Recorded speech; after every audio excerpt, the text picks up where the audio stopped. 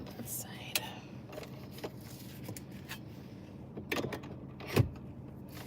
All right.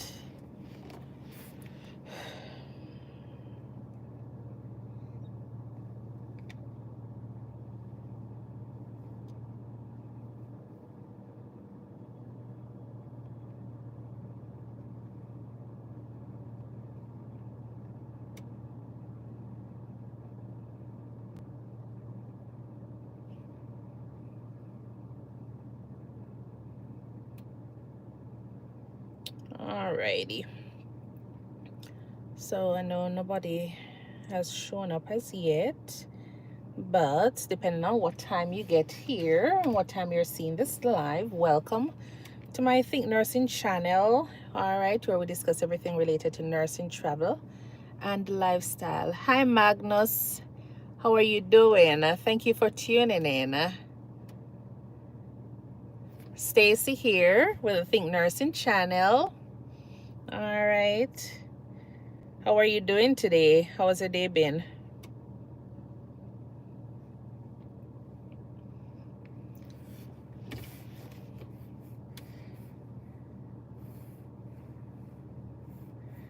All right. So while I'm waiting for a few more persons to pop in, I'm just here trying to finish up some notes while I'm on the road. So that's all. Where are you from, Magnus?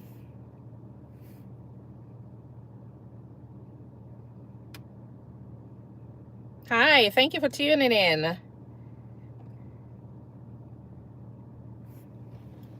Where is my paper? I'm just here making some notes as I am waiting on a few more persons to pop in. What's that patient's name? Oh, you're from Nigeria. Okay, hi. Hello, Kapar. Hi, sister. Hello. Thank you for tuning in. How are you guys doing? This is a Think Nursing channel where we discuss everything related to nursing, travel, and lifestyle. Johnson is asking, does your car have trouble starting? No, it doesn't. Why do you ask that question, Johnson? Are you driving something similar to this one and having problems? Hi, T. Hi, Maniram. Hello, how are you doing? Hello, hi. Thank you for that comment. Mike, hola.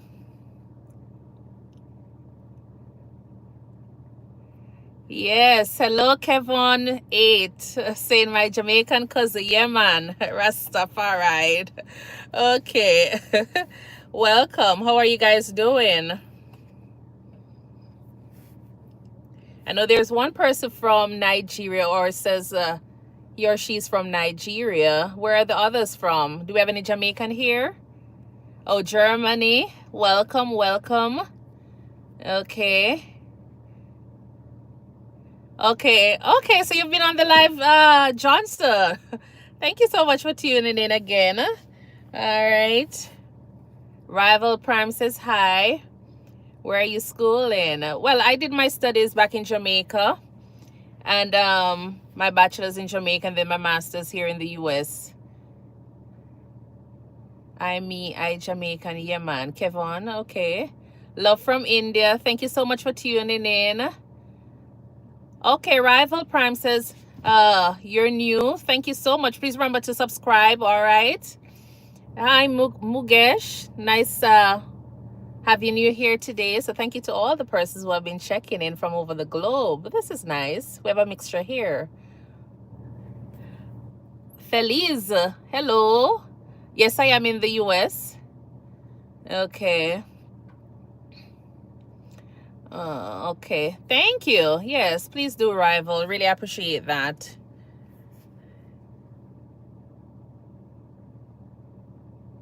Johnson, okay.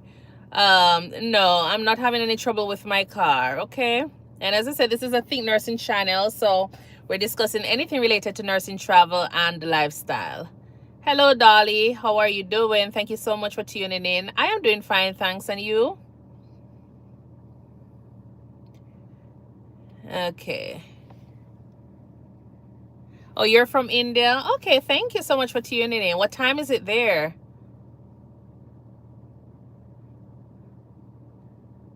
So it is 3 o'clock here. Thank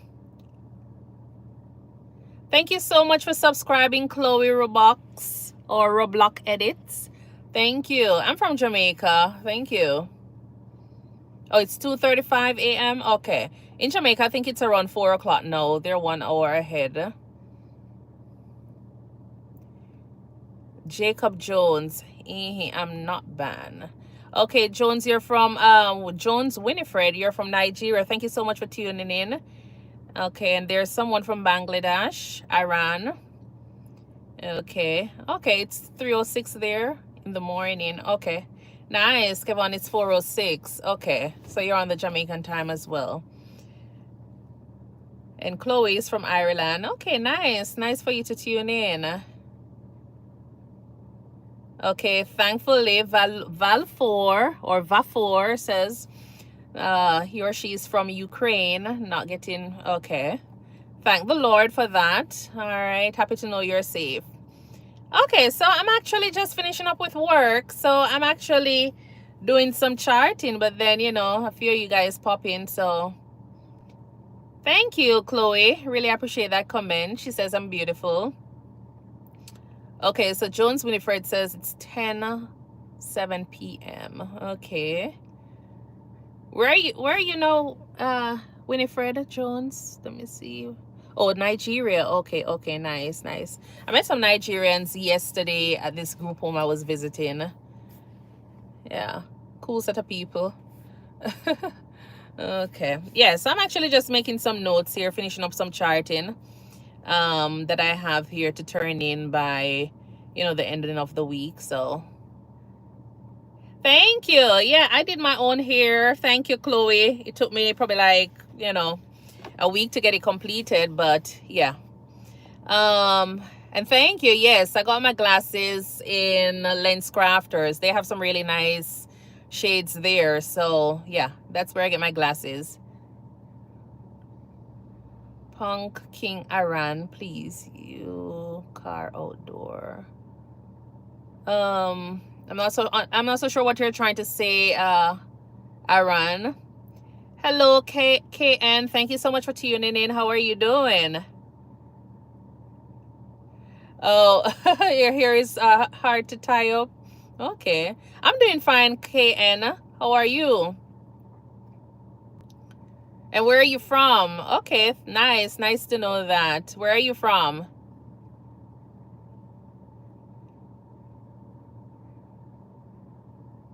Have you ever tried braids before, Chloe? Oh, you're from India? Okay, nice, nice.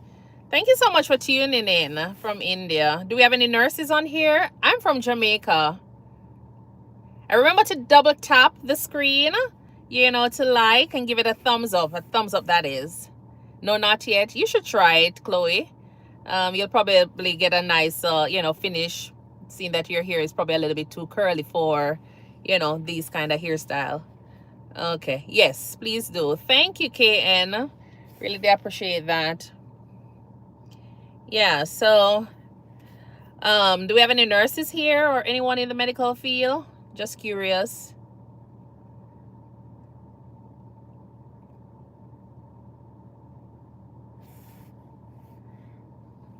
Yeah, so today I'm going to be talking about nursing immigration. So I moved from Jamaica to here. So just in case any, you know, we have any nurses here.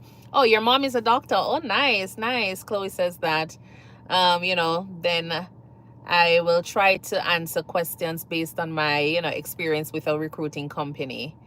So I do these impromptu, you know, live to see if anybody is out there wanting to hear a little bit more. So that's all. Wilbert, I don't know. Okay. Magnus, oh, you're a registered nurse. Okay. Anesthesis. Okay. Practicing in Nigeria. Welcome. Thank you so much for tuning in, Magnus. Really do appreciate that. Are you planning on moving to the States?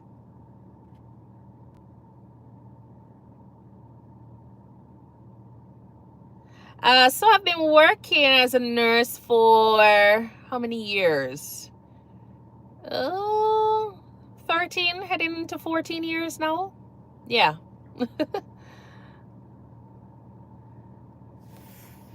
That's so long. So I did a mixture of not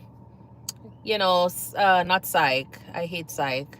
But I did peds. I worked in the what we call like a NICU. I've done emergency nursing, a little bit of a gynae, med surge, and med tele. Yeah. And emergency. That's where I did the bulk of my years. And now I'm working as a nurse practitioner doing house calls. Oh, Chloe's asking what's my favorite color. I like earth tone colors, but I tend to like a few like bright colors as well. So, the orange and the green. Yeah. Can you come out of your car? Of course, KN. I can come out of my car. I'm not paralyzed. I don't understand what's that. Do you want to see outside? All right, let me show you outside. All right, this is where I'm at, sitting and doing my notes. Okay. See? So it's a big plain field. If you're from India, right over that side, there are a lot of Indians that come out this side and play cricket. Yeah, in their white suit and everything. On weekends. On Sundays, they're there. Saturdays, they're there. So, and then you have a pond over that side. And then we have a little area over that side for the kids. So, it's a nice little area out this side. Yeah, so this is where I'm at, but I'm able to get out of my car. Not paralyzed. I just work from my car a lot of times.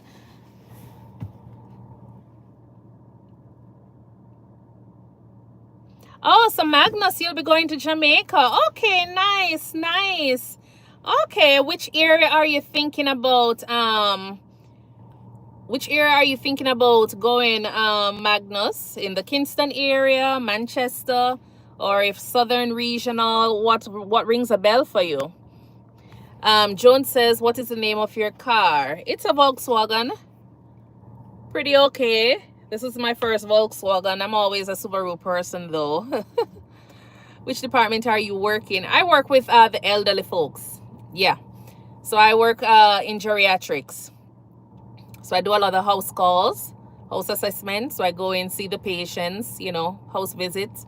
If they need anything, I go in, see them, and that's it. Okay. I remember to go ahead and tap the screen, all right, to give this a thumbs up, all right? Okay, thank you for saying that, Chloe. Thank you for saying that. What area are you in, Chloe?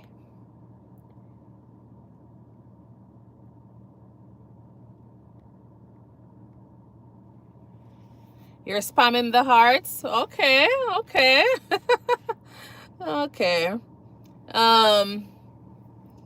Yeah, so that's what I do on a daily basis. I do a lot of driving, so I don't have a set time for work, so I just go in, see the patients, and then from there, whenever I'm finished, then I go home or I'll do some notes, on the road. Okay. Yeah, I have a personal life outside of the Think Nursing channel. Are you FNP? Thank you so much, Type and Nature TV. No, I'm not a family nurse practitioner. That's what I started out with, and then I switched over to acute care. I'm actually adult gerontology nurse practitioner. Sorry about that, Chloe. Yes. Are you interested in the FNP program, Type Nature TV? You'll be a little bit more rounded because, when you do the family, you see all patients of all age groups, so that's good. But I just see patients from 13 upward. Oh, you want to answer regarding dating? No, I'm not dating right now, KN. Thank you so much for asking that question though, but no, I'm not dating. Do you have any nursing related questions though, KN?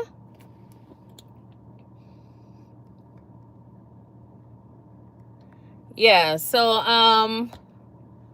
I like that about what I'm doing right now because I have a lot of flexibility. I don't have to, be clocking in at a certain time or anything. All right, so if you're looking for something that is very flexible, making your own time, seeing patients whenever you feel like, not necessarily when you feel like, but whenever the patients are sick, you know, or if you're doing follow-ups, basically, you know, you get a chance to just see them at your own pace. Thank you for understanding, KN. Really appreciate that. All right, so that's the thing with, you know, my job right now. So I spend a lot of time on the road.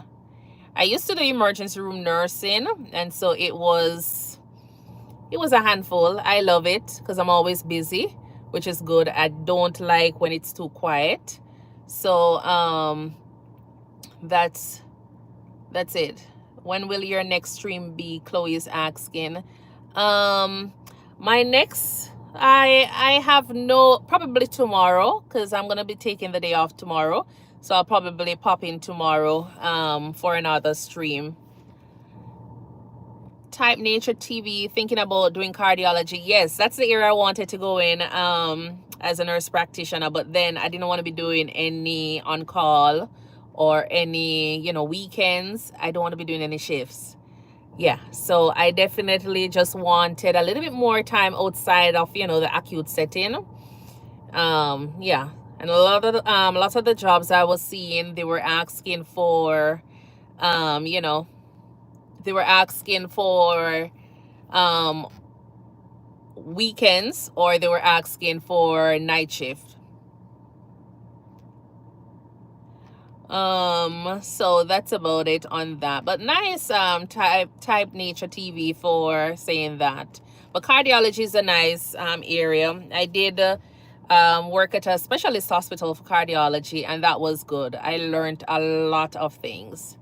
Thank you for that comment, Punk Aaron. Okay, thank you so much for that comment. Yeah, I'm not gonna show anything though. Please show your driving. No. I can drive. All right, I can drive. So we're not gonna be driving today. So Magnus is asking, which university is better for bachelor's of science post-RN in Jamaica when considering low tuition fees? So that's a good question. But you know, we have a few colleges down there. The one that I went to was a private university, so that was a little bit expensive. But I think the best place to go and do that, it's through, you know, the University Hospital of the West Indies. You can look up that one. And then they have the in-service with the government.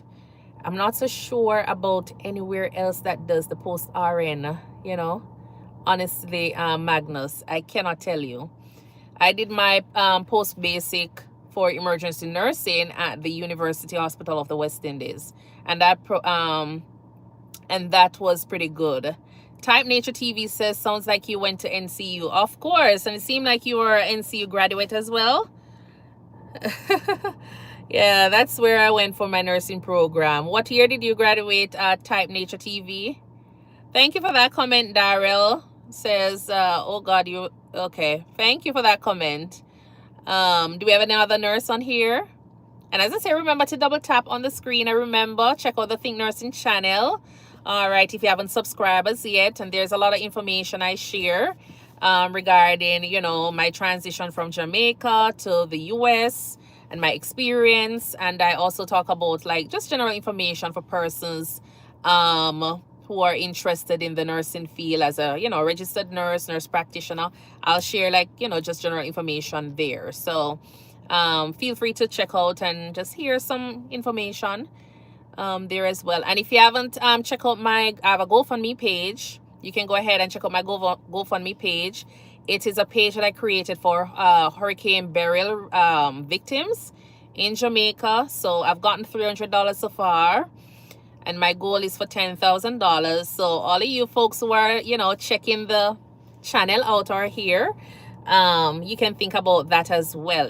The link is in my bio if it is something that you're interested in. Okay, and you can donate as little as $1, and the max, you know, whatever you want to donate, you'll donate it, and then I'll broadcast information on my channel here regarding where the money is going. Okay, Yes, so I have a few charity work that I'm working on. So Type Nature TV, you said something about NCU, but I'm asking, are you NCU graduate as well? So I have a lot of plans for my channel here and, moving forward. But it's more of like content sharing I'm doing. And then from there, the channel will improve.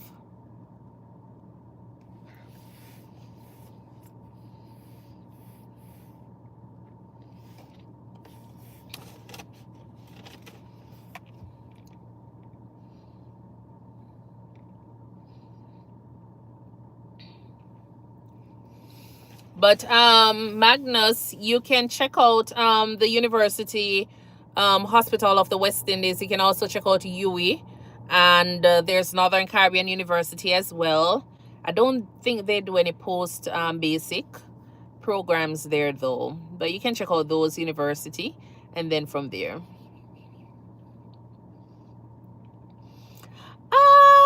I would say for Jones Winifred, I would say start with the University Hospital of the West Indies.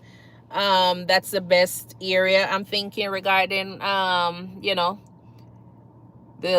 university, which is better for doctors. Yeah. I would start there. Most of our doctors in Jamaica are trained there. I'm thinking probably there are some private smaller universities, but I'm not so familiar with them. But a lot of persons, you'll hear them talking about the University of the West Indies. So you can check out that one for your program if that's something you're interested in. So what area are you in, Jones Winifred?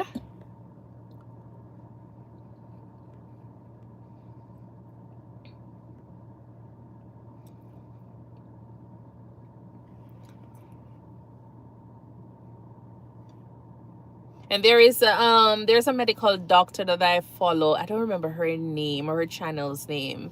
But yeah, she does a lot of day in the life of a doctor.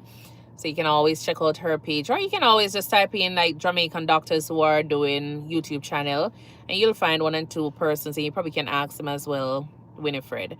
But I think most persons will definitely tell you that the University of the West Indies would have been the most ideal. Has anyone ever been to Jamaica before?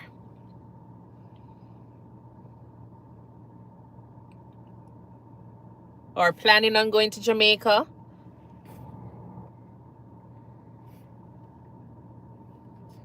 That is something that you need to, consider adding to your bucket list.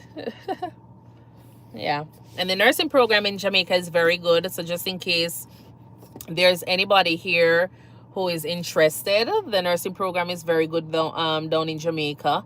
You do receive a lot of hands-on, with your clinicals. So by the time you're finished, you're feeling like a pro. You're very confident to go into the working world regarding, regarding that. Magnus, okay. You can go ahead and Instagram me at, Think Nursing. And then you can also reach me on Facebook. So Think Nursing 1. You can Instagram me, and then you can also reach out to me on Facebook at Think Nursing Magnus. All right. Courtney G, thank you so much for tuning in. I am from Manchester. Are you from Jamaica? Yeah, I'm from Manchester, South Manchester, in Jamaica.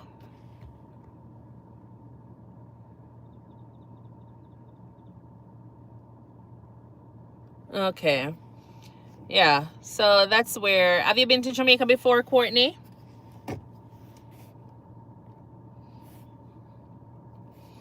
So yeah, so the nursing program is... Oh, you're from St. Anne. Okay. Yeah, my sister lives in St. Anne. One of my sisters lives in St. Anne. Okay, nice. Thank you so much for tuning in. Are you a nurse, or what area are you in? Yeah, so as I was saying, the nursing program in Jamaica is very good. You get a lot of hands-on experience there, and by the time you're finished, you're feeling really comfortable about going in the working field. So if there's anybody here, persons from overseas do go into Jamaica as well to study nursing. Okay, your wife is a nurse. Okay, nice, nice. Big up to your wife. I know she's doing a wonderful job. It's nice having you here though. Okay.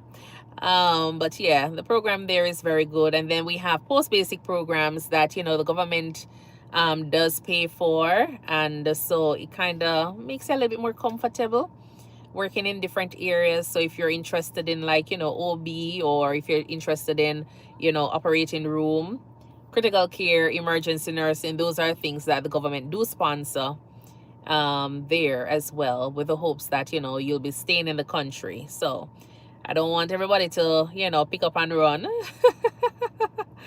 I know opportunities do come, and if it is a case where you definitely have to take it, then that's fine. But I think they're working real hard. I myself will be coming back home one day, you know.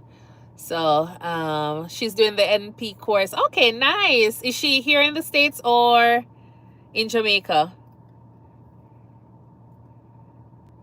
Okay. So Courtney's saying that his wife is doing the NP course. Okay. That's nice. The only thing I never really like about, doing the masters in Jamaica is that you have to do like so much. At the time, if you wanted to become a nurse practitioner, you have to do psych, you have to do midwifery before you can actually get into the program. And that was just, oh, you're in Canada. Okay, nice, nice. It was just hard, wanting to do so much, or having to do so much to get, to become a nurse practitioner. So that was just the only problem with the system down there. I'm hoping that, they'll change some of that, because I'm sure a lot of nurses here in the US probably are thinking about, or wanting to go back to Jamaica and work. But if they're a nurse practitioner here in the US, nobody wants to go back and do, midwifery. Nobody wants to go back and do psych.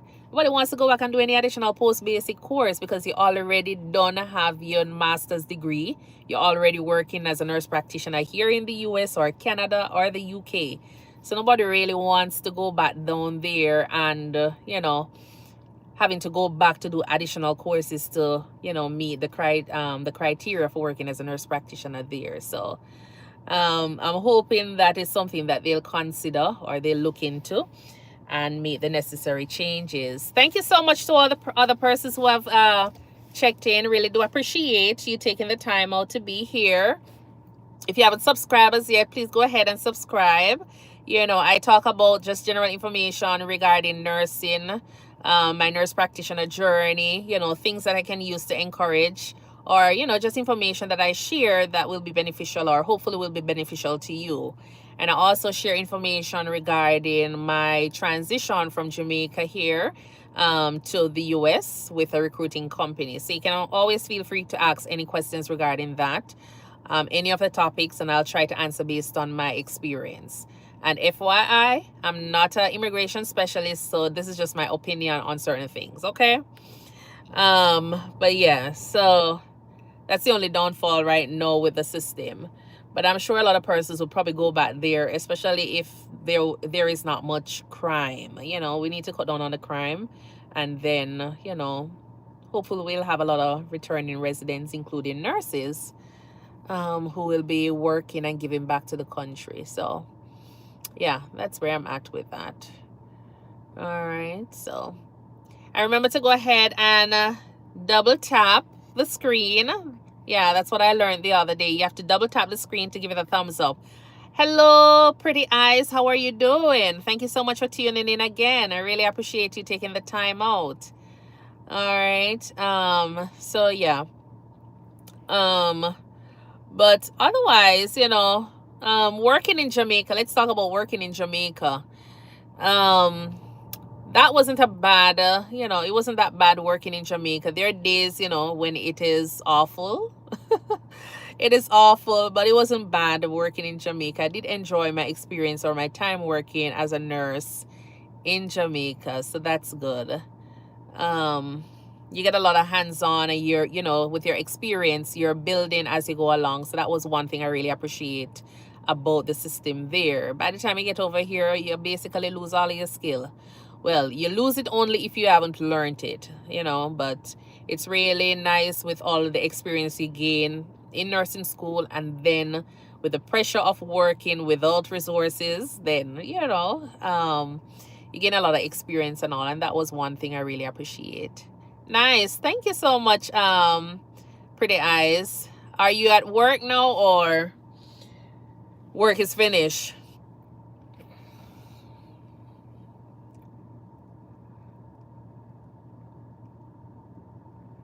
Okay. So as I was saying, so yeah, when I got here, there were so many things that, you would normally be doing as a nurse in Jamaica. But by the time you get here, you have to really cut out some of those, because you have respiratory therapists, you have okay, nice, nice.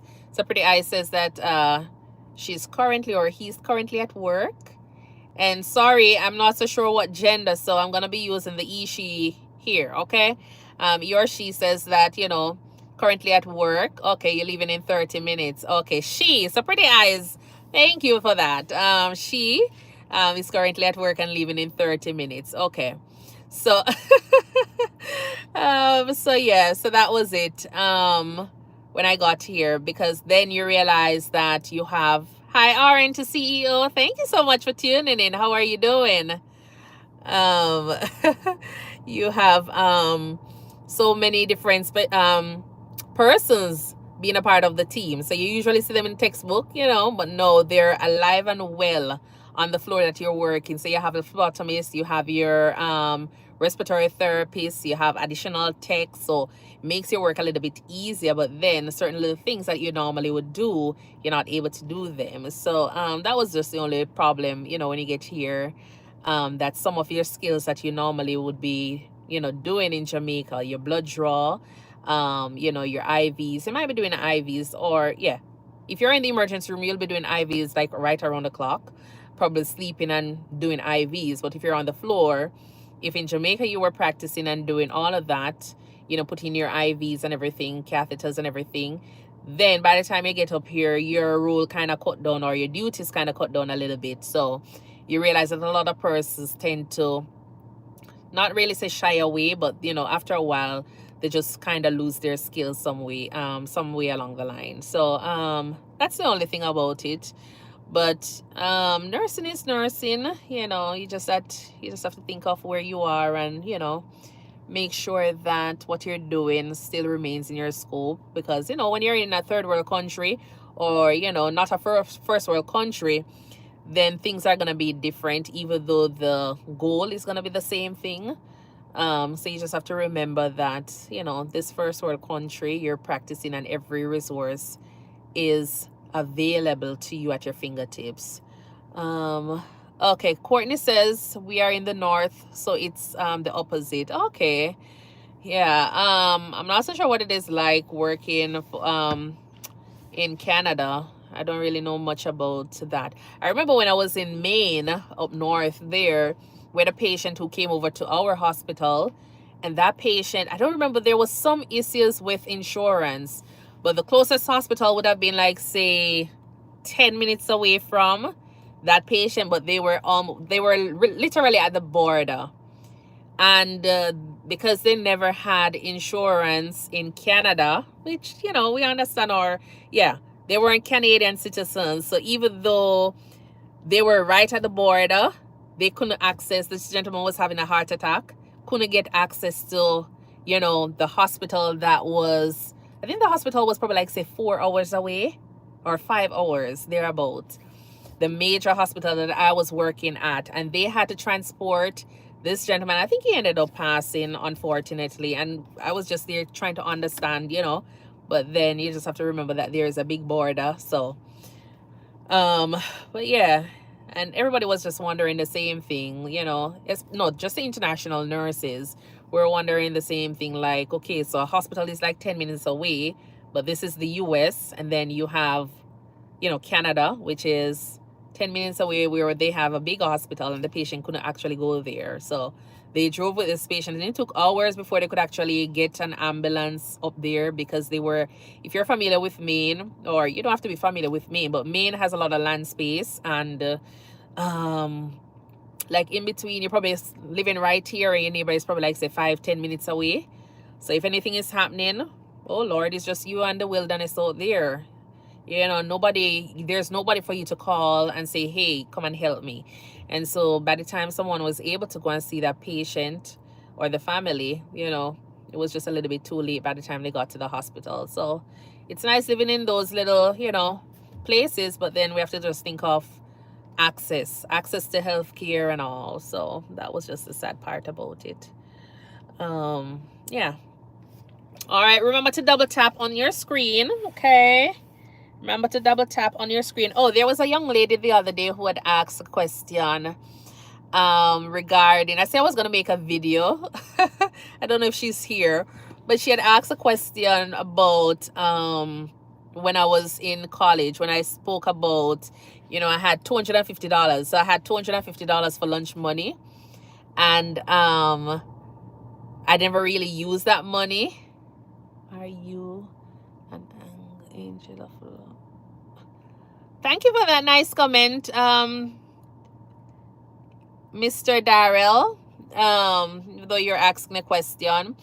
But yeah, so the young lady had asked a question regarding the $250, saying that she was just kind of curious as to how the $250 was divided. You know, what days I went ahead and eat, what days I didn't eat, something like that. So just to clarify that, like when I was in college, like as I say, some days we never really had enough money. But if I had gotten, like, say, for example, a $250, a lot of times we never really take taxi to school, because we had rented a place in the area in Mandeville, because it was cheaper for 3 of us to stay in one room and go to school rather than, you know, be driving or getting taxi from where we were living. So it was cheaper that way, and that's what we were doing. But we never really had that much money, and so, you know, we went ahead and was there. But I would get the $250 and my sister would get $250. So what we do is we normally just save that money only for rainy days, where, you know, if it's definitely literally flooding outside, that's when you actually use that money. Or, you know, if it is really late, where we, you know, one person was left at school, then we would definitely go ahead and, you know, take taxi at that time. But the money wasn't really used. We'll just have it there for days upon days. And so she was asking about that. So I was just going to try and answer her here by saying that's how we went ahead and do it. It was more of, okay, if you're in college and you needed to, you know, stay at school to do some extra work, then it was your opportunity to use the money if it's a case where you needed to take taxi come home. Otherwise, I'll just wait for my sister and we'll just walk it home. And then she was asking about the half a chicken and whatever my mom had sent. Like, yeah, we cook before going to school. Not necessarily every day, but we'll cook from before, the night before. And so we'll normally eat and then get home for lunch or for dinner, and that was it. So we never really made it a big problem, you know. Courtney is asking, how long ago was that? That was in... How long ago was that? 2000 and... so probably like 2007, 2008, 9. Yeah, just like around the corner there. So just like the other day, you know. Yeah, so even though I have a few gray hairs, I'm not that old, people, you know, stress. Oh Lord, yeah, it's just the other day. I've finished college, like I've finished college since how long now? 2012. Yeah, so it was like just the other day. So yeah, that's just my upbringing. So if you haven't checked out my videos, I did posted, like, you know, a few videos with information regarding all of that. So you can go ahead and check out those videos and just, you know, enjoy a little bit of a laughter there when you're listening to the story that I'm sharing. But yeah, I did all of that. And if you're from St. Anne, you're supposed to know how, well, probably you don't know, but yes, I used to make, you know, charcoal with my parents as well in primary school. and used to pick pepper, tomato, and all those things. My wife finished in 2008. I know, pretty eyes. Yeah, I'm embracing mine. Yeah. So, okay, your wife finished in 2008. Okay, nice. 2008, who graduated that time? Okay, yeah, no. So one of my other sister graduated in 2008, and one graduated in 2000 and probably like 2000, probably around 2008 as well. Yeah. So one did teacher education, one did accounts, and I did nursing. So, yeah. But it was like just the other day when I had all of these experiences and all. So, yeah, that's just my story that I'm sharing. So, hopefully, other persons can hear the story and be like, oh, so she can do it, then we can do it too. So, that kind of vibe. Yeah, man, that's what my channel is about. It's about motivating and encouraging persons. So, just in case anybody out there thinking that it's not possible, there's light at the end of the tunnel. That's all. So, yeah. So if you're new here, remember to go ahead and tap on the screen. All right. So kind of give it a thumbs up. All right. So, yeah. So that's just my upbringing, my life. The tunnel long though. The tunnel. I know. Yeah, the tunnel very, very long. Trina's motivation. Okay. Yeah. So, but eventually, the tunnel still have a bottom. Yes, there's still gonna be a light at the end of the way. All right, you're still gonna figure it out. So sometimes it might take you 1 year, 2 year, even if it take you 10 years, you will find the bottom of that tunnel or the end of the tunnel. All right. Trina says, Courtney, walk one. Okay. All right, Trina is here. Okay, is Trina your wife, Courtney? Okay, Trina finished in 2008. I don't have 10 years. Me too old. Okay. Oh, family. Okay, nice for taking the time out, and just supporting me here. Okay, nice. Yeah, so that's just all right. Some of these emoji I get familiar with them as it here, so I'm gonna take time with me. Yeah, I just have to kind of abracadabra. Hi, abracadabra. How are you doing? Thank you so much for joining again. Really appreciate you taking the time out. So yeah, so that was just my little upbringing, and my little story, my journey through college. Hi Paul, thank you so much for tuning in. Okay. So Trina's motivation says scroll and see Courtney, so make me stop. Okay. So you're a nurse, Trina?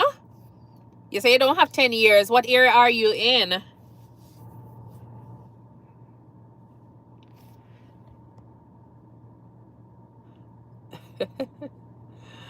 Okay. And did Trina went to NCU as well? Just here you said there is light at the end of the tunnel. Okay. Yeah, there is light at the end of the tunnel. I was just kind of talking about my background a little bit regarding college days. I'd put out a video and one person was asking about, the amount of money I had gotten. So I was just kind of explaining all of that. But there is a video. Please remember to go ahead and subscribe if you haven't subscribed as yet. Okay, so you can hear the entire saga. So there's a section that says my Jamaican journey. That's where everything regarding, my upbringing, my college days, and what, my background look like. Yeah, man, that's where it is at. So I want you guys to check it out and then, leave your comments there. And there are other videos on the channel as well. Paul says need you from. Okay, I don't really know what's that. Rephrase, Paul, and then, send it again. All right, no problem, Trina. And if you're a nurse, I'm gonna say it. If you're a nurse on the channel here My channel is gonna, will be featuring nurses as well. So I want to hear about, all of those persons who have similar story, or even if your story not really similar as mine, and you have the uptown life, then I definitely want to hear more stories about, what your background was like and where you're at. No, no, nurse, you're not a you're not a nurse. Okay, well, eventually, we can talk about whatever area you're in as well. But yeah, so if you're a nurse, or if you know anybody that is a nurse, especially Jamaican nurses, then I will definitely be featuring them on my channel here, just to kind of shed a little bit of light on them. Oh, leave that to Courtney, wife and sister. Okay, so the family are nurses. Okay, nice, nice. I will definitely check out Courtney's page. All right, when I'm finished here, because I don't know how to do this thing where I see persons clicking and then commenting or responding to another person's. Because when I press on it, it's not doing anything. So, yeah. But I will definitely check out Courtney's page there to see what is up. Yeah, so oh, you don't have a YouTube channel. Okay, I just saw pictures, so I thought it was like a channel. Okay, no problem. That's understandable. I was never really a social media person either. Still not a social media person.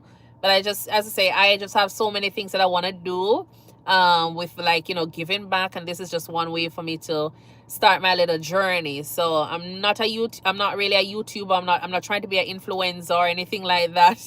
Yeah, I just want to share, nursing content, and that's it. Because when I was doing my transition to the state here, I never had much resource, like, from another nurse to hear how it is like with the whole process, working in the US, what you're not supposed to do, what you're supposed to do. So that was just it for me. And so I wanted to just kind of get a platform up and running where persons can actually ask questions on that. Courtney is not a content creator, just a great supporter. Okay, nice, nice. I really appreciate those persons.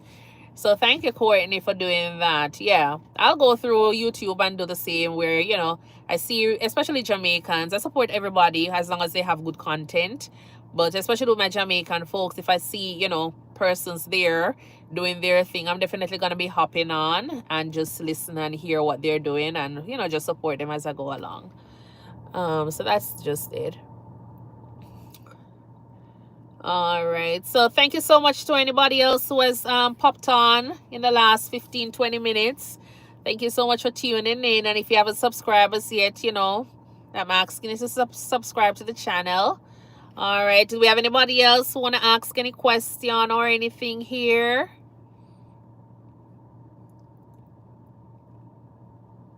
Feel free to, put it out there. As I said, this is a channel where I discuss nursing content and anything else regarding lifestyle and travel in the same little area. Nursing, healthcare. No, the other day somebody came and asked something about one of those mix-up that is going on the YouTube right now. So I'm not really into that, so just stick to the topic here. Yeah, so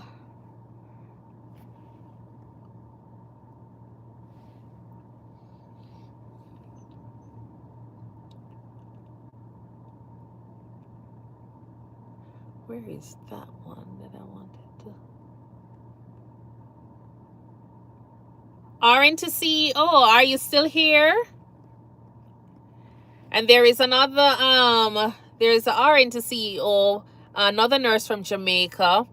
She has a channel as well. You can check out her channel where she shares a lot of information regarding self-care, and she's also a coach as well, a nurse coach. So you can also check out her channel, RN to CEO. She is from, I think she said she's from Montego Bay. So she has some really good information that you can actually check out as well. All right. And then there is Deron. Deron Speaks is another person who is doing a YouTube channel. He has some really good content as well. He's a nurse. So when you get a chance, you can always check out those persons. channel as well.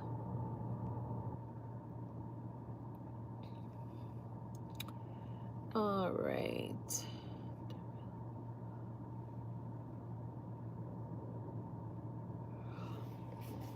All right. Do we have anybody else asking any question? Patience says, did you feel lonely or isolated when you just moved to the state? Yes. And even though when you have family with you, you're still gonna feel, you know, a little bit lonely. Because it's not the culture here is different. And as I said in one of my other video on the live, you know, you could be living right here and your neighbor is like right here, and you definitely don't know who that person is. Or if you do say hi 1 or 2 times, that's it, because everybody is just driving into their garage, you know, exiting, and that's it. So you're not really having that much, you know, interaction outside of work. You'll go to work and yeah, you spend what, 12 hours at work, and that was it. And then by the time you leave, you go home, it's just you and your family, or just you alone if you're the only person that shows up here. So you tend to feel a little bit lonely and isolated, because then you have to remember you're learning, you know, about the culture and everything. So you might go and say something and probably, you know, you realize that you said the wrong word. Like I remember one day, like a young lady asked me, I thought we were friends.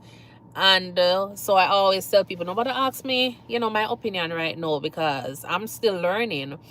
And it was a case where she asked about her face. She had a round face, but she wanted to cut her hairstyle. If you know, for those persons who are Jamaican, you know, the Portia Simpson hairstyle. So she wanted to cut the hairstyle looking like that. And I tell her that it wasn't going to fit her face because her face was just too round. And I tell the girl, stop talk to me. Yes, I walk around the entire department. So me, you know, just zip it. Nobody say anything, because as I say, if you say something, then, you know, you become the enemy of the state. So you have to be very careful. So you realize that you'll probably just be alone, because it is a situation where you don't want to say something, and then, you know, you're not able to, you know, keep the friends that you normally keep because of something that is okay in your culture but is different here in this culture. So you just have to learn and adjust and change certain things as you go along. Hi, Sister Rosemary. Thank you so much for tuning in. She says, good afternoon, Stacey. Very informative information you're sharing. Thank you, thank you, thank you. I'm happy that you find it, you know, informative. And I know other nurses or, you know, other persons who are transitioning would be, you know, appreciative of this as well. Pretty Eyes says, would you ever consider becoming a travel nurse?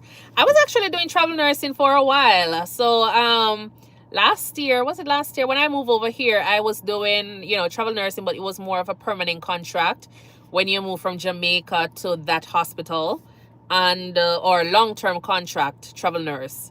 And then I was doing travel nursing after that. So never really did a full-time job. When I moved to the state of Texas, I did a full-time job and then went back to traveling, did local contracts as well, and yeah, did another full-time job at a specialist hospital, and that was pretty decent. And then now I switch over back to, you know, just doing house calls. So yeah, travel nursing is very nice. You know, you just have to ensure that, you know, you just have to ensure that you're okay with the cases that they'll be throwing at you, because remember, they're thinking that you'll be working more money, or they know that you're working more money than them. So, you know, you'll get all the different kinds of patients. You're welcome, patients, no problem. You can feel free to throw any other questions down there and I'll answer it, okay? Pretty Eyes says, would you rather it over working in a hospital? Oh, so when I was doing travel nursing, I was doing emergency room nursing. I did a few freestanding, but those were okay. Not my favorite, because they were more, you know, patient pleasing, you know, them kind of way there. So because you come and you know that you have a good up insurance, you feel as though whatever you say, the doctor's supposed to write it, and then the nurse supposed to serve it. So I never really like it that much, but it was okay. But now I'm doing the house calls, and I I really enjoy this that I'm doing, you know, going house to house, seeing patients, interacting with them. Their days, it's really sad and lonely, you know, just listening to the stories of those patients and seeing, you know, how they're living and all. But yeah, I kind of miss the emergency room, but not that bad, because now I can actually sit down and, you know, relax myself. When I used to leave the hospital, I was like very tired most of the days. Like, you know, just imagine and then depending on the hospital, if it is like money centered, just imagine you're working for 12 hours and you can't even, you know, sit and take a 5 minutes good. You know, you can't even run to the bathroom because every second, you know, somebody wants something, or, you know, it's all about time, time, time, time. So, I'm enjoying this part of it now. I think it's time for me to settle down. You know, I think I would love, yes, you will definitely enjoy travel nursing. Because as I say, you will go to different places and you learn the culture there. And as I say, not all the hospitals are the same experience. You learn, you know, different cultures in different hospitals. So you learn, you adapt, you know, and then you move on. So you're not really not a mix up with any facility. You know, you just go there, see your patients, finish your contract, move on to another location, and that was it. So yeah, it is nice. But it only works out if you say, for example, you're not necessarily single, but if you have somebody that is flexible, if you have a partner that is very flexible as well, then it will work out in the favor of both of you guys, you know. But if you have children, then you just have to do a lot of consideration, because, you know, just imagine you're probably out for 3 months doing a contract, and then, you know, you still have a child to think about. So you don't want to have that headache when you're doing travel nursing. But I know, like, you have some persons who do have, like, you know, a RV, and so they bring their family with them, do their homeschooling, and so it kind of work out a little bit better. Yeah. So how are you doing, Sister Butler?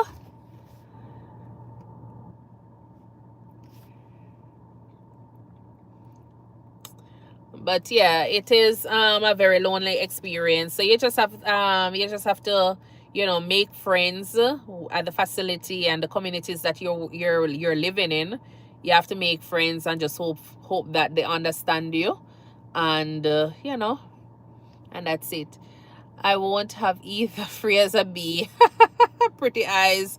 Okay, okay, okay. Yeah, but you definitely will enjoy it. And especially if you love traveling, you know, then that is something that you will definitely enjoy, because sometimes they'll send you in some, you know, some far out place, and it's probably nice there. Like, say for example, in Maine, a lot of persons will come there in like the winter time just to experience, you know, the winter experience down there, or Christmas, or, you know. But apart from that, there's nothing else to do in Maine, so it depends on where you go. Patient says, has nursing always been your dream job? It has been. I wanted to become a nurse and a teacher, or a teacher. So at the time when I started university, I wasn't able to get into nursing because it was a case where, you know, we had student workers at the time on campus, and that person had told me that I needed, you know, human and social biology to get into nursing, but I had just a straight bio. And so I never ended up getting in at that time. So I started my second option, which was teacher education. But then I know that I had the requirements, so I went back to the admissions office later on in the semester. But the programs in Jamaica for nursing, it's like, you know, you have to do it like you have to start in the August period. And so I was able to transition from teacher education the following August, after, you know, they had reviewed my subjects and everything. And that's how I ended up back in I ended up in the nursing department. So yeah, but it was a case where I was young. From a younger age, I was admitted in the hospital as well, and you know, the nurses were really nice, and it was something that I wanted to do, you know, because in Jamaica, nurses wear white uniform and them just look good in them uniform, and just like any police, you know, Like any child seeing a police officer, soldier, they just want to see the uniform and know that that's what they want to become, even though it was a case they never know anything about it. And it was the same thing for me at that time. So yeah. Sorry. Rosemary. Okay. Sister Butler says, I am doing okay, my sweet daughter, and I just love your channel. Thank you so much for tuning in always, Sister Rose Butler. I really do appreciate that. She is like my, my second mother, at church. I really do appreciate that. Keep moving, and I continue to pray for you. Thank you so much. Okay, Patience, as a senior nurse, what's one encouragement you give to a newbie nurse? Okay, one encouragement I would give to a newbie nurse is, things might look tough at the initial stage, the phase that you're at, but once you love it, once you go in with an open mind, you will find out that it is the best decision you've ever made.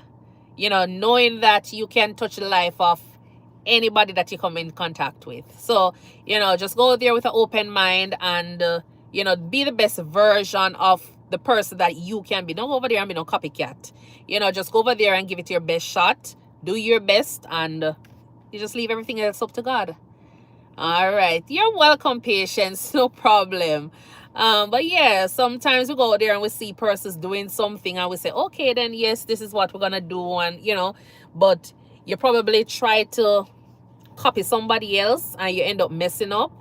But yeah, don't go in there with that kind of attitude. Just go in there, you've already studied, you've already done everything that you're supposed to do in terms of your training, getting your certification, and now you're there. Just go out there and just be you. Be you, enjoy what you're doing, and that's it.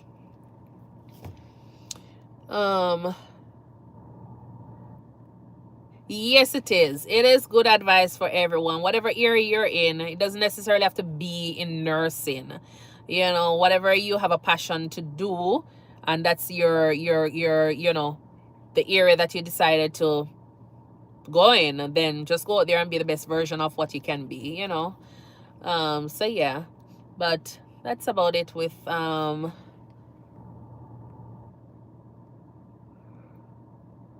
So are you planning on transitioning anytime soon, Pretty Eyes?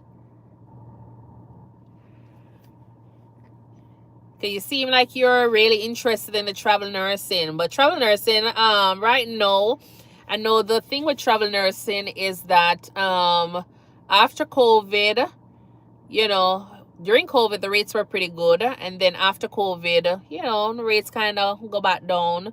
So you have a lot of travel nursing positions out there, but the rates are not that good. So you have persons who are still doing it because it is a situation where they love travel nursing or they love to travel.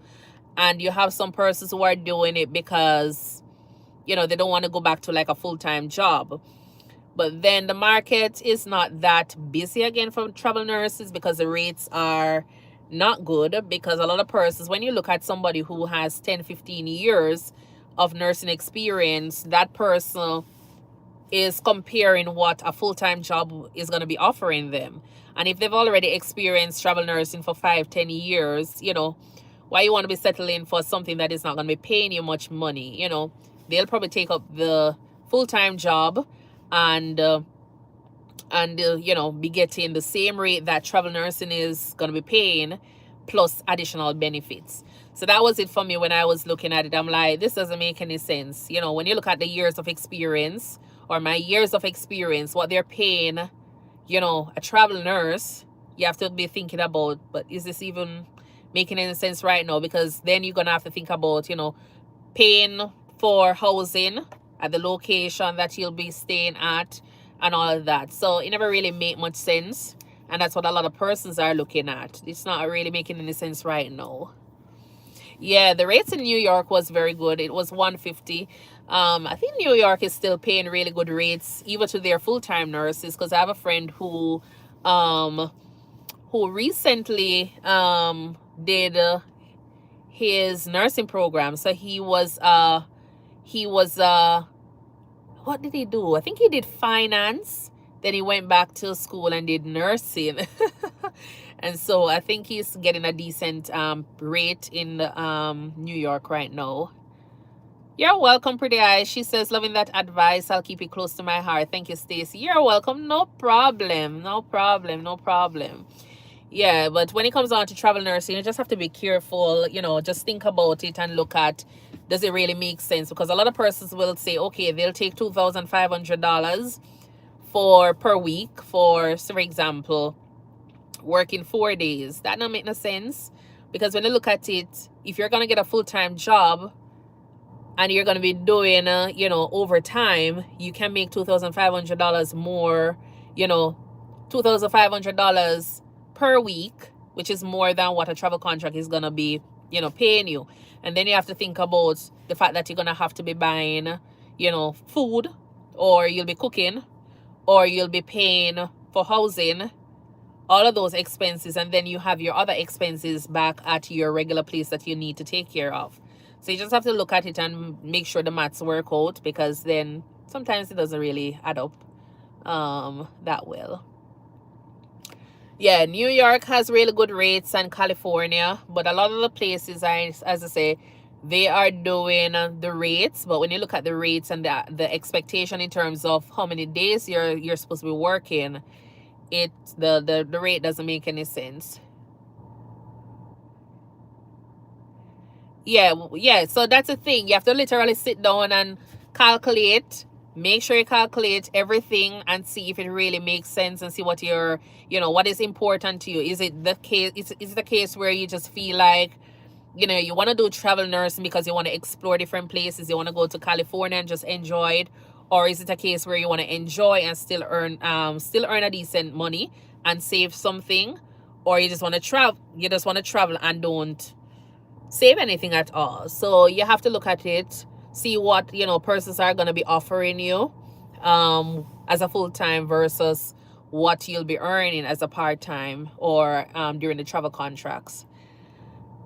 And another thing is, if you're an international nurse, what I was telling some other persons the other day, if you're an international nurse, always get some information, you know, regarding your years of service in your country. Because when I just moved here, even though I had 4 years of nursing experience in Jamaica, some facilities weren't recognizing that. And I know that there were some Philippines that were saying the same thing. Some Filipinos, they were saying the same thing, where they were nurses in their country for like, say, 10-15 years, and then when they're trying to get their rates adjusted to get, you know, paid for 15-20 years of service, they're saying, oh, we're only going to start paying you for 2 years, 3 years, because that's the only experience they have in the US. So what I was saying is, what I did was, I went ahead and my first job offer at Southern Regional Health, I went ahead and, you know, hold on to that paper. I scan everything. So just scan it and email it to yourself. So just in case, you know, the paper just get wet up somewhere along the line, or you can't find it, at least you have it saved in your email, so you can always go back and get it. So what I did was, I always email certain documents to myself and make sure I label it properly. So that way, whenever I go in, I can always find it. So I went ahead and got that first job offer that I had from Jamaica. And then at the time when you're leaving your job, just get a letter that is already, you know, the resignation letter. What I did was have it signed and stamped with a hospital seal. Yeah, man. Or the Southern Regional. So that way it reflects the start date and the end date. So when you get here, if they don't want to, you know, pay you for your years of service, or they're saying, oh, we don't have any proof, then what I did was, well, this is what I have. You know, you can call this facility if you need additional information, but this is my start date and this is my end date. And that's when they were able to start paying me for my entire years that I was working in Jamaica. So just make sure you have that. So, you know, when you get here, they can recognize that, rather than having your years of service in Jamaica not being paid for, you know, when you get here. Because then they'll be starting you probably off as a new nurse. And you don't want to be getting paid as a new nurse when you get here, when you know you have 10 years, 15 years in another country as a nurse. So, you know, they'll try to find different ways of saving money. So you have to try find ways of making sure you're getting the full amount of money and the benefits you're supposed to be getting for, you know, your education. So that's what I suggest to some other persons. So you can, you know, put that down on your to-do list so you can have it. Yeah.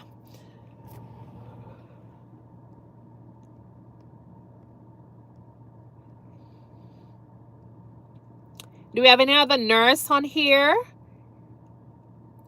Anybody else from Jamaica?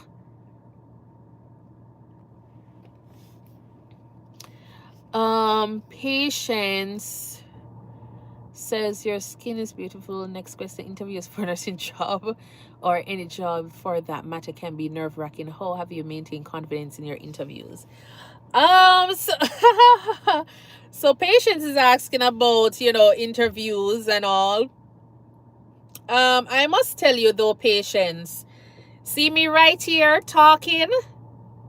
I am shaking. So I'm not really I'm not really the kind of person here that you're seeing. I am interacting with you and everything is going well, but honestly deep down I'm a little bit nervous. I'm usually a shy person. Let's just say that. But when you go in, you know, you just have to pray from before and just make sure everything goes well. But how I normally go in, just prepare myself for my interview. Sometimes I'll ask persons to just ask question, you know, and then from there I just get into this habit of just talking, you know. So that's just it, you know. Just have to be confident from before, even though yes, I am feeling a little bit nervous, but yeah, I just tend to have persons just ask me questions, and then once I start talking and start getting comfortable, then that's when the confidence kind of show up a little bit more. But usually it starts out with a little bit of a nervousness. Yeah. Patience says, well, the nervousness not showing at all. Yeah, so that's just me. Yeah. But yeah, every time I'm supposed to click that little button to say go live, honestly there's a little bit of a anxiety that kind of comes up. But then once I start seeing persons coming on and, you know, start talking, then I feel a little bit more comfortable. You know, I'm not really a public speaker, even though persons always think that I am, but I'm not really a public speaker. But from college they keep on saying yes, you always go there and do that, but I don't know. But yeah, that's it. The fourth horseman says, thank you so much for tuning in. The fourth horseman says, I would hire you just to hear your accent all day. I'm from Jamaica, so have you been to Jamaica before? You need to go down there and take a listen to the folks down that side as well. But thank you though.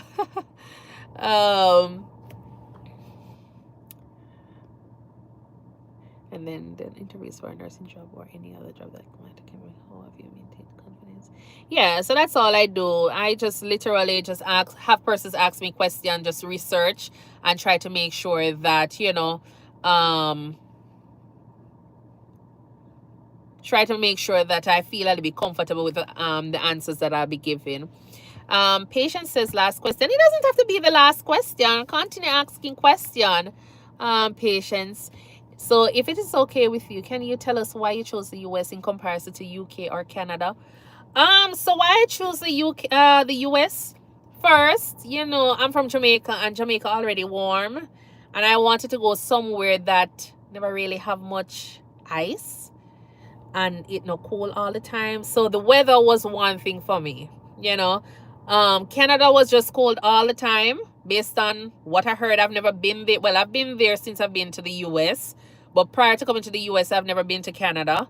And so with that in mind, that was just not something I was into. And it was the same thing for the UK. And then the other thing was that, you know, they always say every Jamaican want to come to the US. So it was already in the mind that if there's any place that I will be going, it was going to be the US. And then you have recruiting companies that were more, you know, coming to the to Jamaica. So in terms of access to, you know, hiring here in the US, it was a little bit easier than the other places. But I think if at the time, you know, Canada and the UK was, you know, that active in terms of recruiting, from Jamaica, or they were readily available, and that was a thing at that time, the in thing at that time, then probably, regardless of the weather, I probably would have been there, because I had, one goal in mind, which was to go and work to pay off my student loans. So even if the time was cold, I think I would have taken up the opportunity if either of them had shown up first. The fourth horseman says, do you ever go home or visit or miss Jamaica a lot? Yeah, I do go home at least 2 or 3 times per year. And yes, I do miss Jamaica a lot. But yeah, I do miss Jamaica a lot. I miss the culture, the people, the food, the vibe, the weather, everything about it I miss. Yeah, the opportunities here and all, but nowhere no better than yard. Let's just say that. Nowhere is better than yard. So eventually I'll be going home once, things have settled and I reach at a point where I know I can go back and do this and that and, be financially stable. Then I will be definitely going back there. Pretty Eye says, what about other islands like Cayman?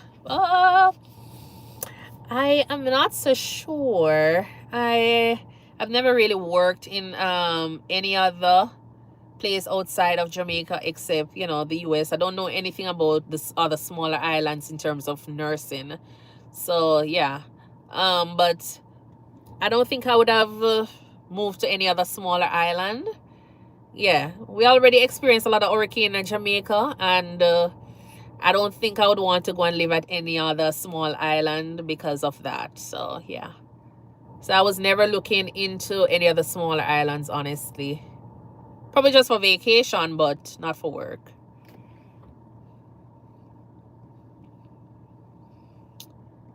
Libogan Mompati, thank you so much for tuning in. Have you ever been to Africa? No, I haven't been to Africa. I'm planning. It's on my bucket list. I would love to visit the Seychelles. Yeah, Seychelles or something like that. Yeah, that nice little place there down that side. I definitely want to visit there, but I've never been to Africa. Hopefully one day, I'll be there when my podcast, where I'll be talking with the nurses and all. Yes, I'll be able to come down to Africa and interview or just highlight a few of the nurses down there. So it's on my bucket list. So yeah. But thank you for asking that question. The fourth horseman says, I've only been to St. Croix and St. John. I don't understand why anybody would leave it. It's beautiful. Okay, nice. Yeah, that's the thing about it. You see, when you're from the islands, or you're from wherever it's considered to be home for you, you don't understand the beauty of it until, you leave. So you hear that it's beautiful because other persons visit there. And then when you're away from the country, that's when you're seeing the beauty of it. So, yeah. Pretty Eye says, I've always wondered, nurses leave other islands to come to Jamaica to work, but I don't hear of Jamaicans wanting to go there to work. Yeah, that was the same thing I was talking with this gentleman or lady, I'm not so sure. And that's only because, the name. I don't know if it's a male or a female, so that's what I was saying. But it was the same thing we're talking about, farm work. I know they said that the farm work is supposed to help with bringing people, or bringing Jamaicans to another country, like, so for example, Canada, to work. They gain their experience and come back and try to fill the gap. But then we don't hear of nurses doing that. We know we have nurses coming from Cuba to work in Jamaica, but I don't really hear of any nurses leaving to go anywhere else and then come back. It's always just migrating, full-blown migration. So they just leave and that's it. So yeah, I don't know I know at one point some persons were moving from Jamaica to go to, I don't know if it was Grenada. There was a small island that they were going to just before coming to the US. So yeah. You are doing a good thing, keep it. Okay, thank you so much, Junior Gang, for tuning in. Says you are doing a good thing, keep doing. And then Storycast Media, welcome to Rwanda, Africa. Yes, that's on my bucket list as well. Yeah, they have some really nice falls in Rwanda that I want to see. And then Legon mom party, then you must come to South Africa. You will love it. I know. I've been seeing a lot of things on, South Africa, on the YouTube, regarding South Africa. And I definitely have Africa on my list of places that I really want to visit. And then there are a few persons that I follow as well that highlights different places in Africa. So yeah. The fourth horseman, do you plan on retiring a day, returning back home, or staying in the US? So, any day. Okay, so yes, I will be coming back to Jamaica. I will be definitely coming back to Jamaica to retire. If you haven't subscribed as yet, seen that I've had a few persons here, but I have plans to go back and do a lot of community service, try and encourage persons in the different communities around my community where I'm from also, and try to help out. So I'm going to try and do like a foundation. I want to register a foundation down there where we can give back. And I'm also going to be doing like a food kitchen here in the US, because based on the population that I serve as a nurse here, like I have a lot of homeless persons and low income families that is definitely, in need of a little help. So I'm going to be starting that. So, yeah, I did a video the other day, so you can check it out, where I'm just telling her that, everything is going to be welcome. So I don't have a page for like, monetary stuff, but if you are interested in donating, like, so for example, you go and buy some stuff and it not fit you, or, you get some stuff and you just have too much money, whatever it is, I'm going to be, in the process of, trying to collect certain things, and then I'll highlight it on my channel here, where your money is going or where your belongings are going, to whichever family, as long as they're okay with it. And I'm thinking that if persons are in need, they'll be okay with, taking a little picture and smiling to say thank you to whoever donated. So that's a part of my channel here that I'll be highlighting. So yes, I'm definitely going back to Jamaica because, as I say, I'm going to be doing a lot of charitable work or service once I'm at a position where, I have a lot of followers and, persons subscribing and doing all of those fancy things, trying to help me with giving back to the communities. So yeah. Great to hear. Storycast Media says great to hear that Bless Rwanda is on your, okay, yes, Rwanda is on my bucket list. And Rosalinda, thank you so much for tuning in. Benitez, hi gorgeous, my name is from Deep South Texas, West Laco, Texas. Blessings to you and your family. Thank you so much. Thank you so much. I know Waco, West Laco, I'm not so sure where that is, but yeah, I have some patients down in Waco, close to Waco, that area. Rosalinda, thank you so much for tuning in. But yeah, I'll be going back to Jamaica to retire. Home is where the heart is, and that's where yeah, that's where home is. So I'll be going back down there to enjoy a little bit more life and, spending more time with family members, community members, and just helping with supporting them a little bit. I had the opportunity of coming here and trying to make the best of it. So persons who can't really get onto that iron bird, I will be helping them one way or the other to do something with their life, even if it means just giving them a toothpaste, or, I'll be able to sponsor somebody to university, or whatever it is that my foundation has gathered over the upcoming years, speak it into being.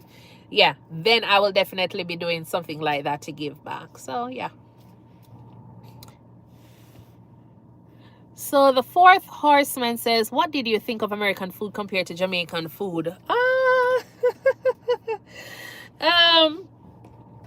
So, it is okay. American food is okay. I don't really do much American food because it's always too salty or it's too greasy. No disrespect or anything, but yeah, I like fries. Like McDonald's fries is good. And I like Chick-fil-A because it's real chicken, they say. But yeah, like a lot of places and restaurants that I visited, the food looks good. Presentation wise, it looks good. But in terms of taste, it's either too salty, too greasy, or, yeah. But I do cook Jamaican food like almost every day. Like yesterday I had, boiled dumpling. Yeah, I had boiled dumpling and corned beef, tin corned beef, and macaroni. Yeah, and then this morning I had a sardine and fritters. So I eat Jamaican food all the time, eat Jamaican food all the time. So when I go back to Jamaica, I tend to bring up different seasoning and different stuff to make my food taste like, you know, real Jamaican yard. So yeah, that's it. I don't really, the food, American food, yeah, it's okay. It's okay. But yeah.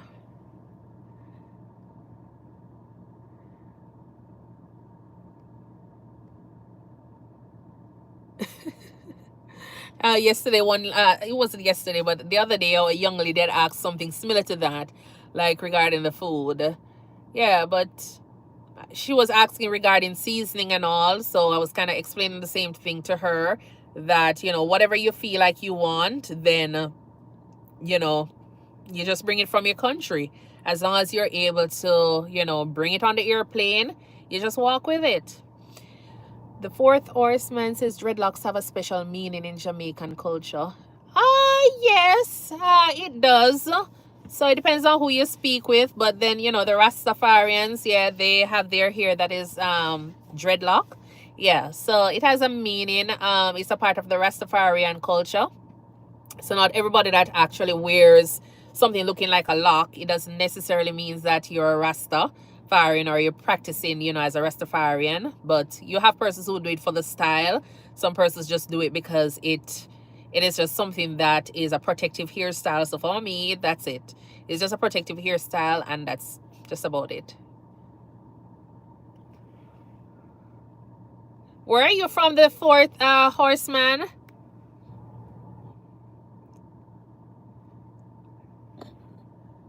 How do I do this thing?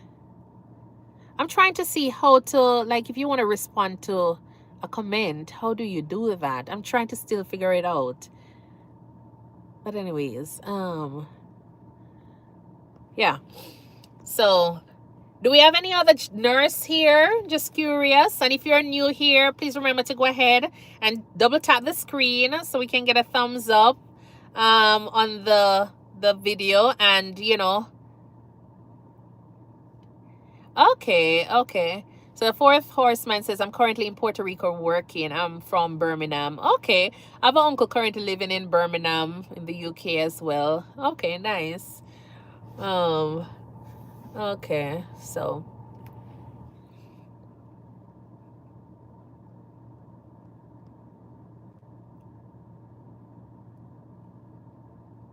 Rosalinda Benitez, are you a nurse, or what area of what area are you in? Do we have any other nurse on the platform here? Just curious. Or any other? Oh, the fourth horseman says Birmingham, Alabama. Okay. I've passed through Alabama once when I was doing a road trip from Maine. And yeah, it was okay. You know, it was okay. Yeah, I went through Alabama. Well, it wasn't, no, I was going to Georgia. I was doing a road trip to Georgia from Texas, and we drove through Alabama. Yeah, so it was okay.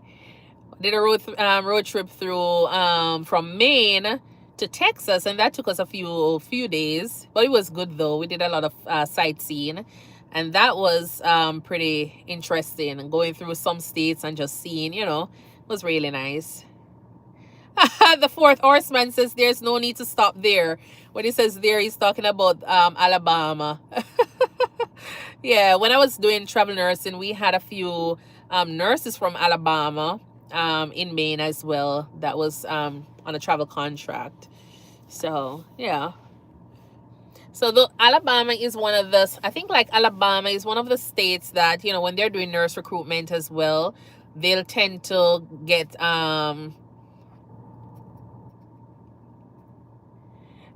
they'll tend to get staff down in those places like Alabama. They'll get them into Maine. They'll get them in Iowa, Nebraska. Yeah, those country area. Hi Alika, thank you so much for tuning in. She says pass through fast lynching there. Okay, are you talking about Alabama? Yeah, some of these states, when you're passing through them, it's a little bit, you know, you have to kind of just make sure you have enough gas, depending on, you know, where you're driving, the route that you're driving. You just have to make sure you have a lot of gas. Okay, okay, nice. You just have to make sure you have a lot of gas to, you know, just continue going. Because, especially, I guess, you know, because I'm from Jamaica, and then my expectation when I was moving here, I was just thinking that, you know, it was gonna be perfect. Not really perfect in the sense, but you know, certain things I wasn't expecting to see in the US here. So that's all.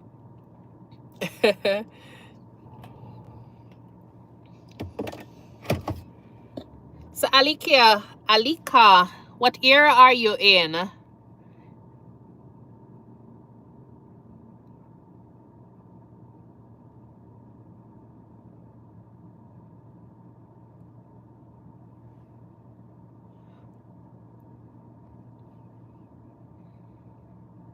North Carolina? Okay, nice. I have a few friends in North Carolina as well. And then we have some, I think not nurses, but teachers. Some teachers from Jamaica are in South Carolina. Yeah. Okay, nice. Are you a nurse, Alika? Okay, nice. I've never been to North Carolina, like, you know, to stop there, but I think I kind of passed on one of those little, I don't remember if it was North Carolina or South. I think it was probably South Carolina when I was moving from Maine. Literally drove past a little piece of it. So never really did anything there. Because as I said, some places you just definitely want to just continue driving. Thank you to all the persons who are, you know, checking in on the channel here. This is a Think Nursing channel. I want to say thank you so much for taking the time out, you know, to be a part of, you know, this little chit chat here that we're having. And as I say, it's a channel where you can ask any questions regarding nursing, travel, lifestyle, all surrounding the same little health, you know. Feel free to ask me any question. I transitioned from Jamaica to here, and I'm just opening up, you know, the playing field, the ball ground, to anyone who has any questions as well regarding anything relating to that.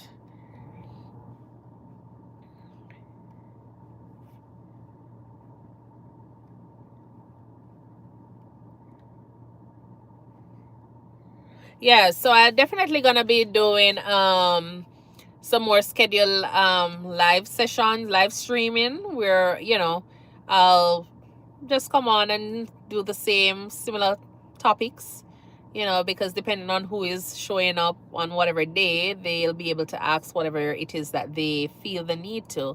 So I'm gonna be trying to do on Thursdays. I want to try to do on Thursdays or Fridays. Haven't finalized that as yet, but I want to do a live stream on Thursday, and I probably want to do one on Sundays. Yeah, probably, like, you know, almost to start the week and then one to end the week. And that way, you know, if you have any questions or any concerns, you know, we can always discuss that. But it's nice, like, you know, talking with you guys. This is the third time I'm doing this live stream, and it's really nice coming on here and just hearing from the persons who have been checking on the channel. Sorry about that. Yeah. So as I say, it's what time now? It is 4:30 here, and I'm sitting in this little, it's not YMCA, but yeah, there's a little park. So I normally come over this side. They have, like, you know, different areas that you can play ball. So I think they have about 24 different sections to this place that you can actually play games. So sometimes I'll come out and see persons doing soccer, cricket, you know, persons jogging. And they have a pond over that side that persons normally just go and do fishing. But you have to release the fish after you know, after you catch them. You release them back. And then there is a section over that side that has I don't think you're able to see it, but there is a playground, and then there is a school, a private school down that side. So it's pretty nice. It's pretty nice, you know. Oh, this side. So it's a little bit of a relaxation area for me. So when I am, doing my notes or so, I'll usually come over this side and just sit down. And then after, I'll probably just go and, go and do some jogging or something at the gym later on. But yeah.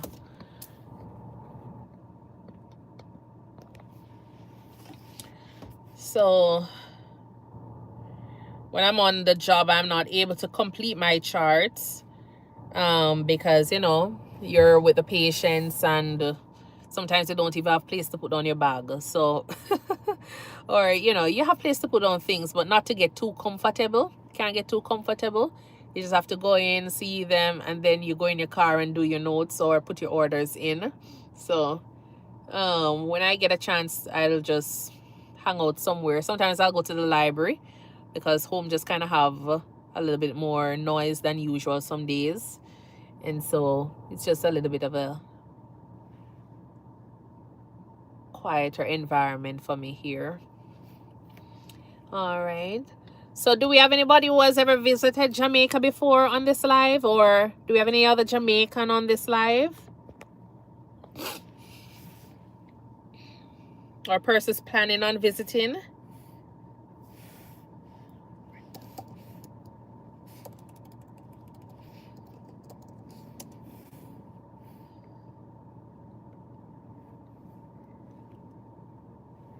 Okay.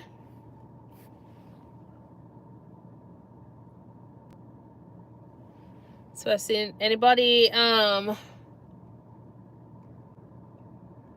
remember, feel free to go ahead and ask any question that you want to talk about. All right. This is your chance to shine. Let's just say that. It is your chance to ask questions because when I'm doing presentation or a topic, it's based on, what I think I want to share, So if you're here and there's anything else that you want to ask, feel free to do so. All right. I know there was a young lady yesterday who posted something regarding, let me see if I can pull it up. She was asking me about things like, for continuing education for nurse practitioner. And there is one thing about, the continuing education hours. So she was asking about that. So you don't necessarily have to, you're not mandated to sign up with any, online platform, or it's not mandated that you register with any group, but you definitely need continuing education. And as I was saying, I was doing a presentation, but it was more of, if you are working at a facility that has continuing education as a part of their in-service program, then you can always go ahead and print out those paperwork, the certificates, and use it as a part of your continuing education. So you definitely need those for your recertification. For nurse practitioner hours, you don't necessarily will be getting all of those continuing education hours from in service at the hospital. So I use this app called, I think it was NetCE, NETCE. And let me see if I can pull it up. So NetCE. Trying to see if I can get the icon. So I use that. And if you're a pharmacist, pharmacy technician, physician, PA, APRN, other professionals, you should be able to get content from this website for continuing education hours. Let's see. So you just pay for the where is it? So you just pay for the course that you're interested in, and usually it's probably like, say, $18-$20. And once you pay that, you do the course, and then you get an email that will, tell you that they'll send over the information to your board of nursing. So you don't have to necessarily do that. You put all of that information in the website. So once you complete the course, they just send it over to the board of nursing from there. And if you're like a nurse practitioner, so for example, your focus is on family, or if you're in adult, gerontology, acute care, depending on the state that you're in, each state has their own different requirements for continuing education hours. So once you go onto the website, you just literally put in the state that you're in and your role. So if you're a registered nurse, if you're a midwife, if you're you know, whatever role you're playing, then you put that in, and it will generate all the different topics that are important to your state, and then it gives you the option to select, and then you pay from pay the price at that time, and then you do the course. So it kind of makes things a little bit easier for you, because sometimes, you know, so for example, for me, when I'm going to be doing recertification for my NP, I definitely going to need you know, something on narcotics, opioid. So with the state of Texas, when I put that information in, it's going to automatically bring up all the courses that are relevant for my renewal as a nurse practitioner in Texas. And if you need this amount of hours for continuing education on opioid, it is going to give you that, and you just go ahead and pay for it. So some persons can do subscription, you can do it as a group package, or you can do it as individual, and then from there you'll get your hours. All right, so patient says nurse burnout. Talk about nurse burnout or self-care for nurses. Okay, self-care for nurses. Well, self-care is very important. Nurses then burn out left, right, and center. Like, you know, if you're not burnt out as a nurse, well, I don't know, but yeah, with the work environment here, you're at so much risk of burnout as a nurse, because as I say, sometimes you don't get a chance to do anything. It's like just nursing right around the clock. Sometimes you go home and you hear even the alarms going off in your sleep, because it's just the environment here, you know. So a lot of nurses, some of them burn out from the first month, some burn out couple years down the line, you know. But you have to just try to make sure you don't reach that point, because once that starts kicking in, then it's going to make you feel miserable doing your duty, and nobody wants to be too miserable or, you know, angry or upset when they're going in for work. So you just have to make sure that you balance, you know, your personal time and your work time, and you know that whenever it's personal time, you take it, and whenever it's work time, you do it, you know. They're always in need of, like, you know, persons to do overtime. So it's just you having to know and have that discipline to say, when it is time for me to be off, I'm gonna just be focusing on, you know, off. I know the money out there, that some hospitals, you know, they'll be paying you a lot of money to come in and do overtime. They'll be giving bonus and all, and that is what is causing a lot of persons to be burnt out, because, you know, they are not focusing on themselves. They're more focused on the money, but then they don't realize that, you know, you're earning all of this money, but then your body literally are mashed down. Your health is declining, you know. So all of that money you're running and trying to get, at the end of the day, you're still gonna have to spend it back on you. And for me personally, I don't want to be spending money on health because my health is declining. I want to spend money on my health because, yes, my health is doing okay, and I'm just doing my annual exam. I don't want it to be a case where I'm making all of this money and then ending up in the hospital because of, you know, stress, anxiety, and all of those things. So it all boils down to balance, making sure that you're able to balance certain things, and the discipline. Because if you don't have both of those, then you're just gonna you're gonna be burnt out very, very quickly, and at the end of the day, you're not gonna be any useful to yourself or your family members. So you just have to make sure you have both of those. Alika says, being a travel nurse, how many patients do you see in a week? So I am doing travel nurse as well, I do house calls. So I see in one, so it depends on, you know, how I really want it to go, because I can see, like, some days I'll see probably 18 patients for one day, and because I have the flexibility to, you know, book my own patients. So depending on where I'm gonna be going, so for example, I'll be going into like the Dallas area, I'll see the patients in that zone. So because of my flexibility with booking, I can see up to if I say average of 10 patients, let's say I'm gonna see probably like 60 patients. I can see like 60 patients in a week. Yeah, but I try not to do that because I realize once I do that, I don't like to have work bringing over from one week to the next week. So to prevent that, I try to leave it at, if I can see 8 patients per day, I leave it there, because I know by the time in the evening when I get home, like, no, I'll be doing like, say, 4 or 5 charts, like completing those, sending them off to the office, and then I'll get up in the morning, like, say, 5 o'clock, and I'll do the remainder of the 4 charts before getting out to see the other patients. So when I do that, it works out in my favor when I see 8. So for example, I'm going on vacation, and yes, you need a little bit more money to say, okay, you're not going to spend out of this money that you already have. You want to just make enough money this week. Then I will put my body in a little bit of a burnout kind of mode. Yes, and then see a little bit more patients then. But otherwise, I'll probably just do like, say, 8 patients per day, because I'll see if I'll chart off 5 today. So that way, by the end of the week, unless I'm just being lazy, then I might have, say, another 8 or 10 charts. But I try to finish it by the Sunday, so that way I don't bring over anything. Hi, Natalie Shepherd. Thank you so much for tuning in. What agency do you work for?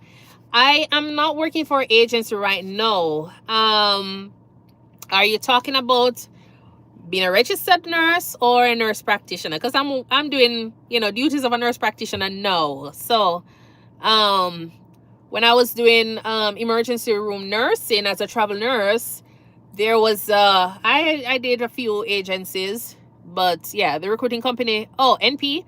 Okay, no, I don't work with an agency. There's this company that I work with, but it's not really a recruiting agency or anything. Yeah, it's just our primary care office. Are you in the Texas area, Natalie?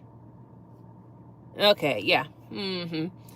So yeah, so that's just the thing right now. I don't work with an agency. When I was doing travel nursing, then okay, you're in South Carolina. Okay, nice. Yeah, I don't really know of much agencies. I think probably with the agencies it will be probably a little bit demanding, because I know at one point there was one company that I was going to work with, and they wanted me to do, I think it was like, say, 15 patients per day. Okay, DNP, nice. They wanted me to do 15 patients per day, and then I was looking at it and be like, man, that is, and then you have like 2 days to turn over your notes. That is not gonna be stressful. That is gonna be stressful. With my company that I'm working with, like, my boss is very easygoing, but even so, I don't really do certain things, so I just literally see my patients, get them out of the way, because I don't want to have any load of charts like these later on. So that's just it. So yeah, but that company, when I look at it, it's 15 patients per day every day for 5 days. I don't want that. That is just sending me back into the emergency room if I wanted that kind of work. That's just too much charting to complete, in that time period. So yeah. Are you practicing right now, Natalie?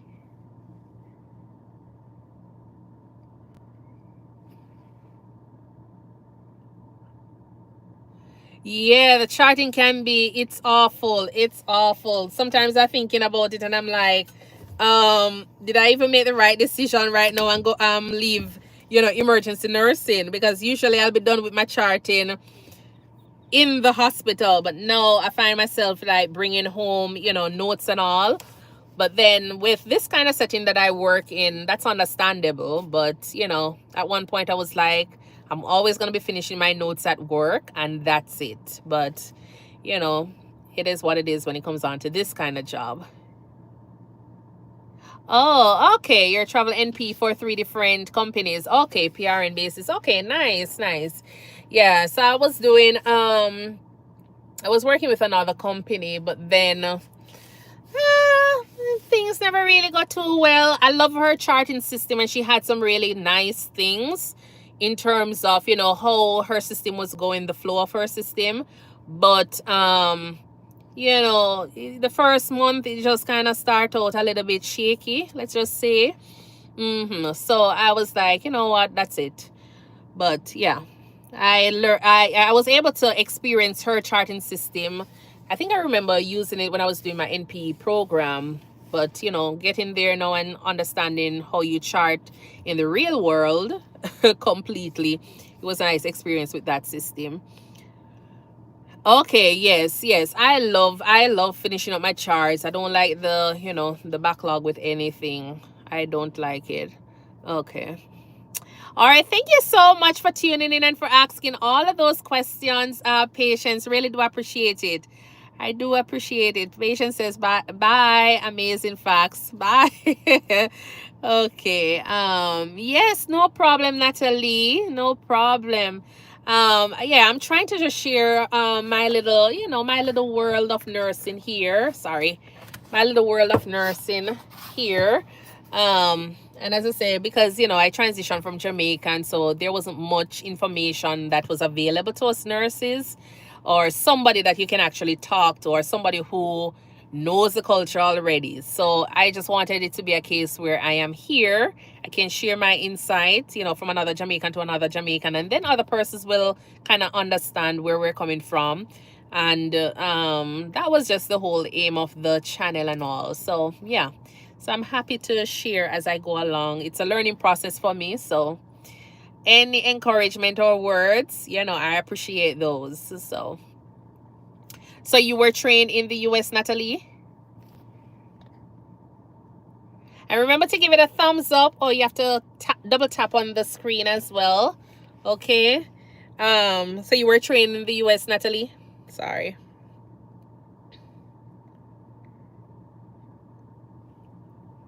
Okay, nice. Yeah.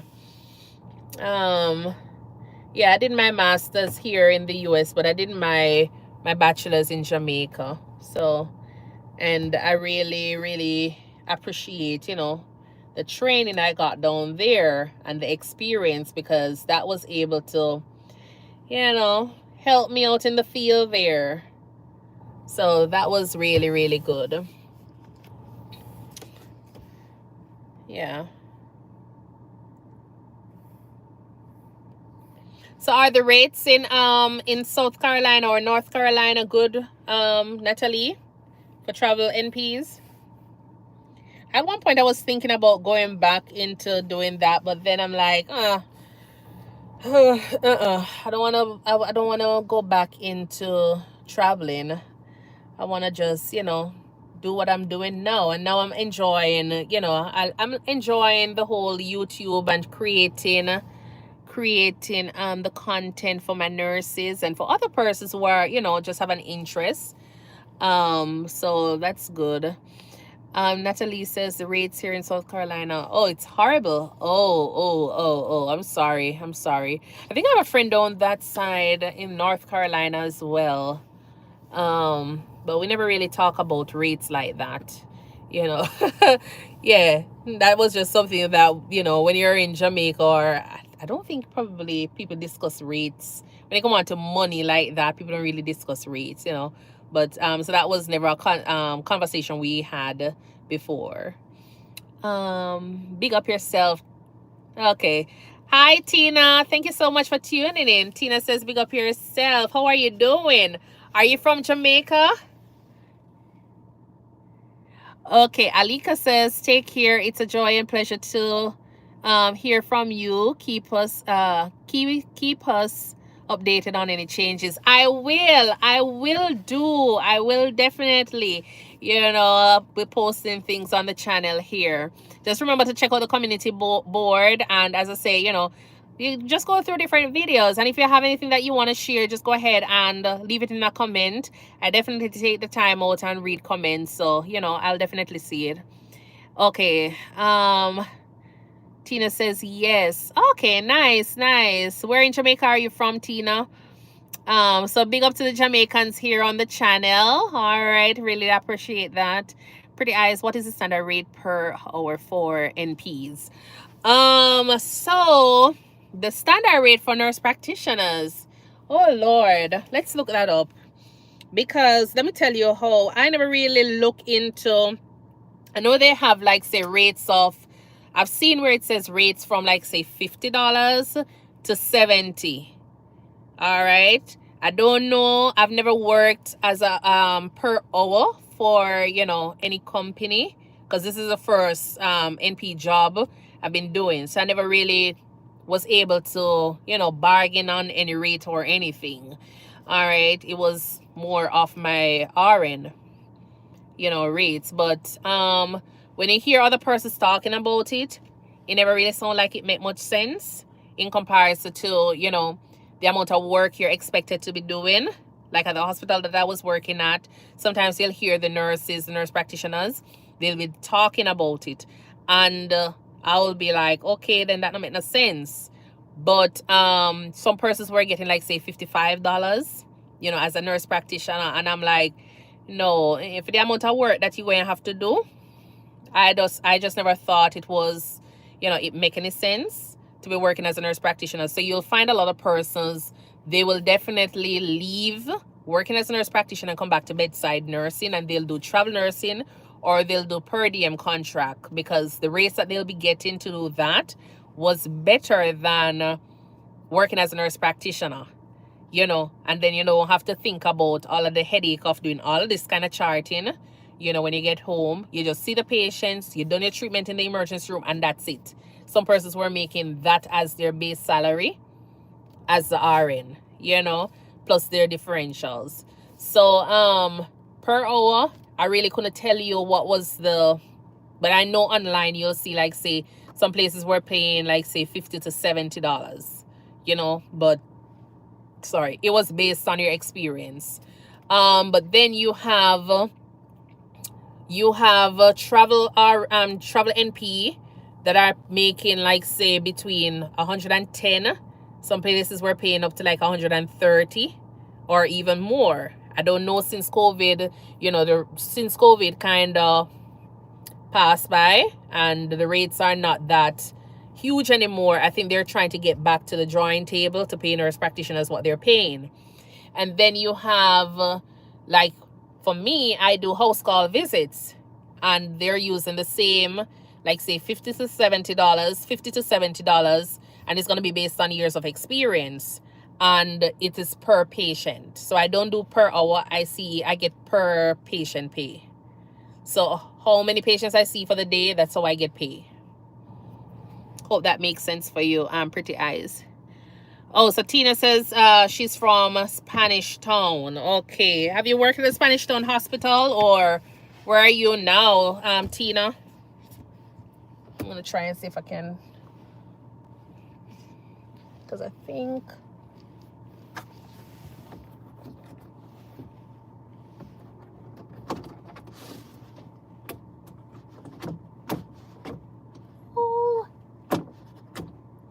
I'm trying to get this blind. Okay. Oh, Tina is in Washington, D.C. Okay, nice. Yes, so the per patient, I prefer the per patient, because what it does is that sometimes I don't necessarily go there and spend 1 hour with a patient. And if as I say, I love to do the maths. And so if I'm getting paid $45, 48 hours per hour, working a full-time job, yes, you'll be getting benefits, so that's good. So you'll be getting benefits with that 48 hour dollars. But then when I look at it and say, okay, then I can make $60 per patient, and I'm spending 15 minutes with a patient, 20 minutes with a patient. When I do the maths, that extra $12, I can probably find a decent insurance plan, and then at the end of the day, write off back the taxes, as a part of an independent contract job. So I just kind of do the maths on both sides, and then from there, whichever one makes sense for me, I work with it. Crackers says, nurse. Hi, Crackers. How are you doing? Thank you so much for tuning in. Yeah, so I always just look at the maths and just make sure it makes sense for me, because as I say, everybody want to earn make money, and I'm always gonna play it, you know, which direction is gonna be best for me in terms of probably saving a little bit more or earning a little bit more.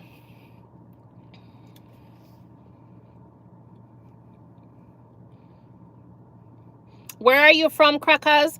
I know based on your name, you sound like you're from Jamaica. So I'm gonna say big up yourself, Jamaica Crackers.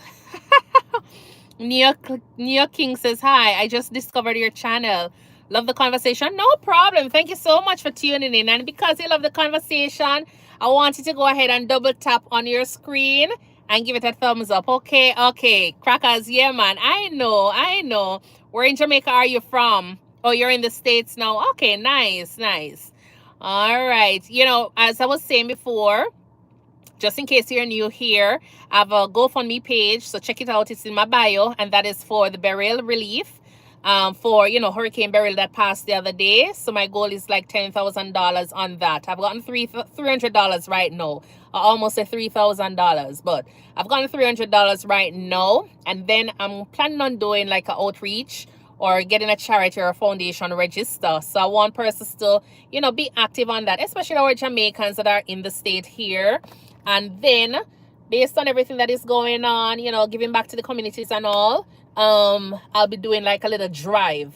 Not really drive come to where you are, but you know, I'll be having like a location where we can go ahead and send in whatever items we have, and then I'll get it back to Jamaica to different communities, and then it will be highlighted on my platform as well. So, you know, it's in the making. You have to be optimistic, so just letting you know there. So if you haven't subscribed us yet and you want to be in the, you know, in the know of what's going on here, then please remember to go ahead and subscribe and like and share, you know, tell everybody about what's going on here. I just share my, like, you know, my experience from Jamaica and just my experience as a nurse. So it's more as a, you know, the channel is more for content sharing, as well as just for a form of encouragement as well. All right, so thank you so much for tuning in.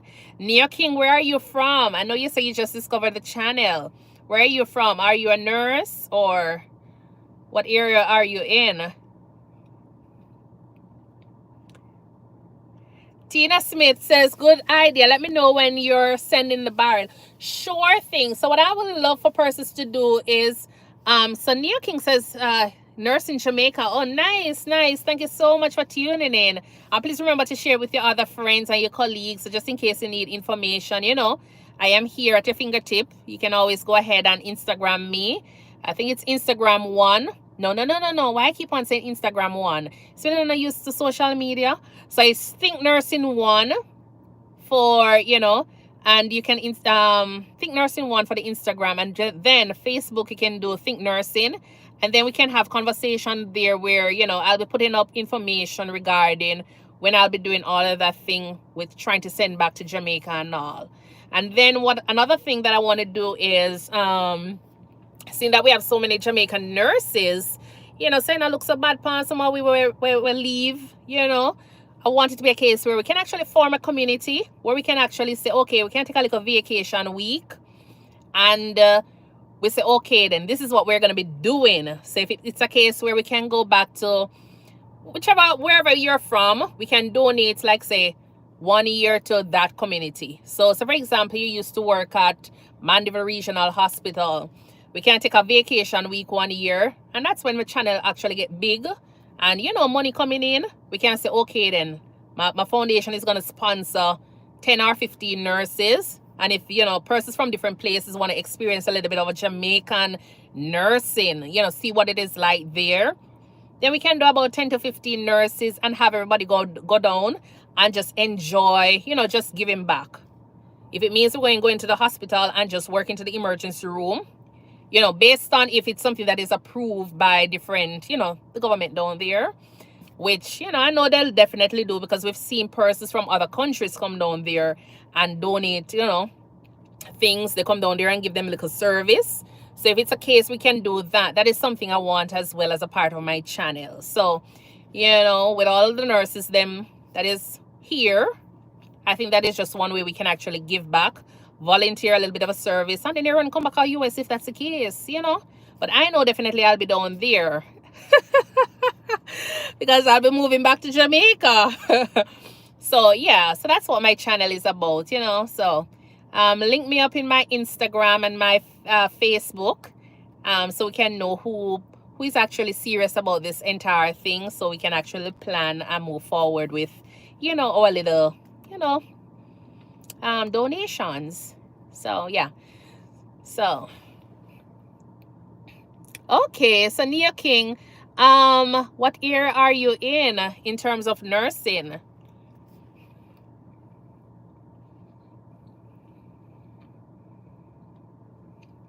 No problem, pretty eyes. She says thanks for clarity. Okay. Yeah. So Crackers, are you a nurse or you're just or you're just passing through and seeing the live? Oh, you're currently rotating on med surge. Okay, that's Neo King. Okay, nice, nice. Yeah, it's nice to get your rotations going, because when you get here, well, I don't know if you're coming here, but it's nice, you know, wherever you go, you know, you'll have that experience that you can always go back to. So it's nice to understand, and I always tell people it's always good to have a foundation, because once you're able to, you know, take care of patients on the med surge and the med tele floor, you know, then when you get into places that are very stressful, you know, your critical care or med surge areas, then at least you'll have that level of comfort, especially if you're a new nurse or, you know, new grad. So I always tell people it's always nice to get that rotation, because, you know, I've seen cases where people, they've literally just come out of nursing school and they come in the emergency room, and it's like a case you're trying to get them, if you I don't even know, but they get scared about everything. I mean, I really like see it, because if you scared and the patient scared, how is that gonna help? You're only gonna make my shift, you know, awful. So it's nice to get that little experience where you can get that comfort level going. You know how to take care of diabetes. You see diabetes in different shape and form. You know, the pathophysiology is there, but you see it expressed differently in this patient population. So, you know, however John over there might, you know, show up his symptoms or her symptoms of diabetes is different from how Jane over that side might show it up. And then by the time you get to the emergency, you're just going to be open to seeing, like, you know, diabetes in different shape and form. So I just think the rotation is very important, and persons just must just take it and just learn from it, and not thinking that, you know, med surge or med tele is, you know, not the thing. But yeah, that's where you get your foundation from, because you get to understand the pathophysiology of a lot of things from there. Okay, so Neo King says that's true. I love med surge. Okay, nice. Yeah, I did med surge for a little bit and med tele, and yeah, I did just about everything except operating room, critical care, and what else? And OR. Since I've been here, I've done like resource in like critical care and for the hospital itself. I've never really, I did a little charting in critical care, but it's through the EMR, the emergency EMR. So it's not like, you know, directly charting through critical care system itself. So yeah, critical care is just complicated, but it's nice to get your experience all around. Thank you to all the other persons who are joining. Thank you so much for tuning in. We're just here just talking about different topics. So if you have any questions regarding nursing, feel free to throw them down in the comments below. All right. And you can also share where you're from as well. Okay. So are you currently at work now, Neo?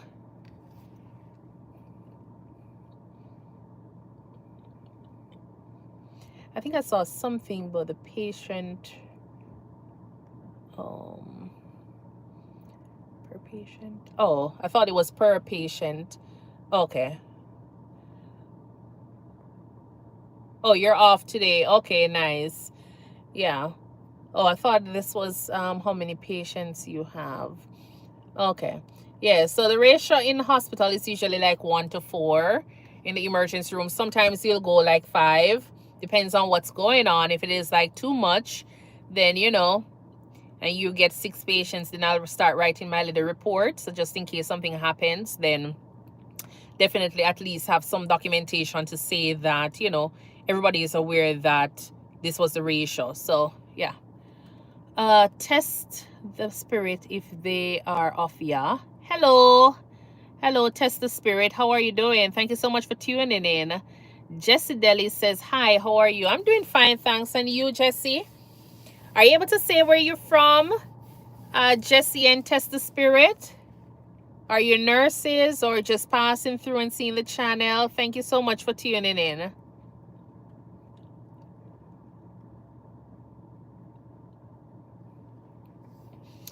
Jessie's asking, how is my day going? My day is going fine.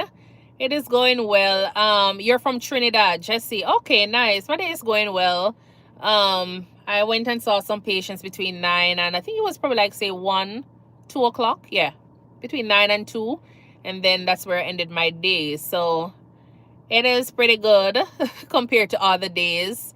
It was just sitting here doing some charting and then, enjoying the company of my Think Nursing family. So that's about it. Thank you, Jessie. Thank you so much. Jessie says you look beautiful. Okay, I like your smile. Oh, thank you. It is infectious, so you just have to smile back whenever I smile. That's what I was told. So, well, thank you so much, though. Yeah. Are you a nurse, Jessie?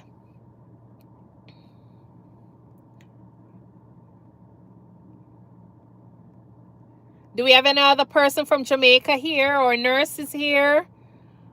You want to just give it a comment or say something? I've seen a few persons popping on. Oh, no. Okay, Jessie says, no, you're not a nurse. Okay, okay. What area are you in?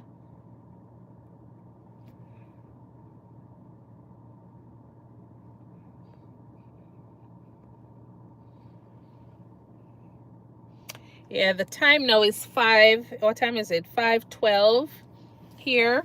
So it's getting a little, the sun is going down. So, okay.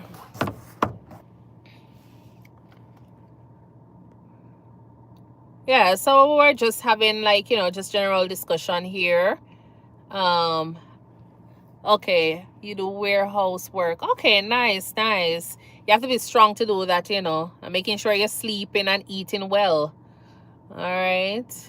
Well, everybody needs to be doing that in order to be very functional and keep up. So, yeah. Okay. Yeah, so that's what we're doing here, just talking, burning some time while I should be charting, but yeah. Do we have anybody else who want to ask anything regarding like, nursing immigration or anything so far?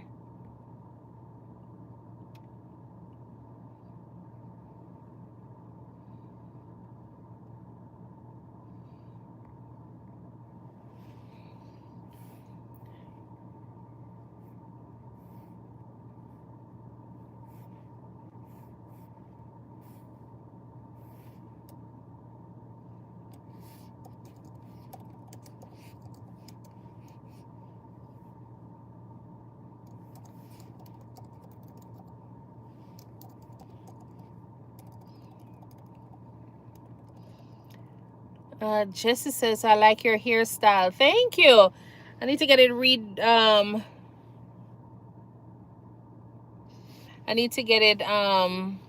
now because it's almost what?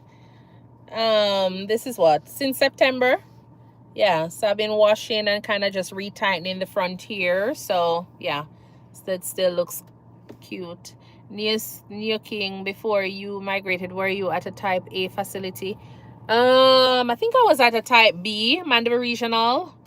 Yeah, I was at Mandeville Regional. That's in yeah, that's in not South Manchester, but in Manchester.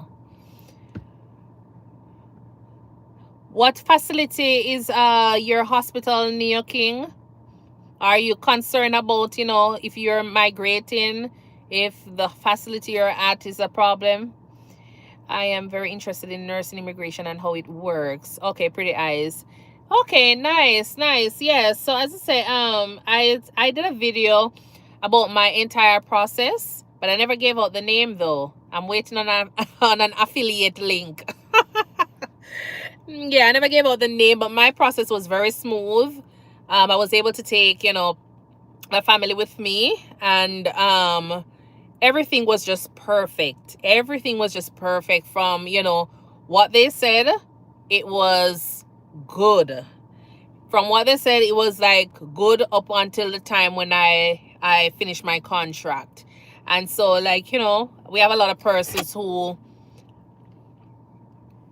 are leaving, but they probably don't have anybody to talk to regarding it, because yes, the recruiting companies, they're gonna tell you information because they're selling, what they're giving you. And so that's just it. They're gonna tell you that this is the situation, this is the pay rate, this is what the ratio looks like. I remember most of these persons, they're not necessarily like, say, nurses, active nurses, in the hospitals. So they don't really know what the experience is like for nurses, but they're selling your product. They're selling you America. They're selling you the migration process, so they're going to give you everything that sounds good. So that's how I come in. I want it to be a case where I am here, I'm a nurse, and I have my friends in Jamaica, and I have colleagues in Jamaica. And even if I don't know you, I know definitely somebody would be more interested in hearing from a Jamaican, or if you're from, Africa, you'd be interested in hearing about an African's experience here in the US, because everybody's experience is going to be different. And so that's where, as I say, I come in. I wanted to just share my side, what my experience is like, so that way you can know that, this is probably something that you will run into.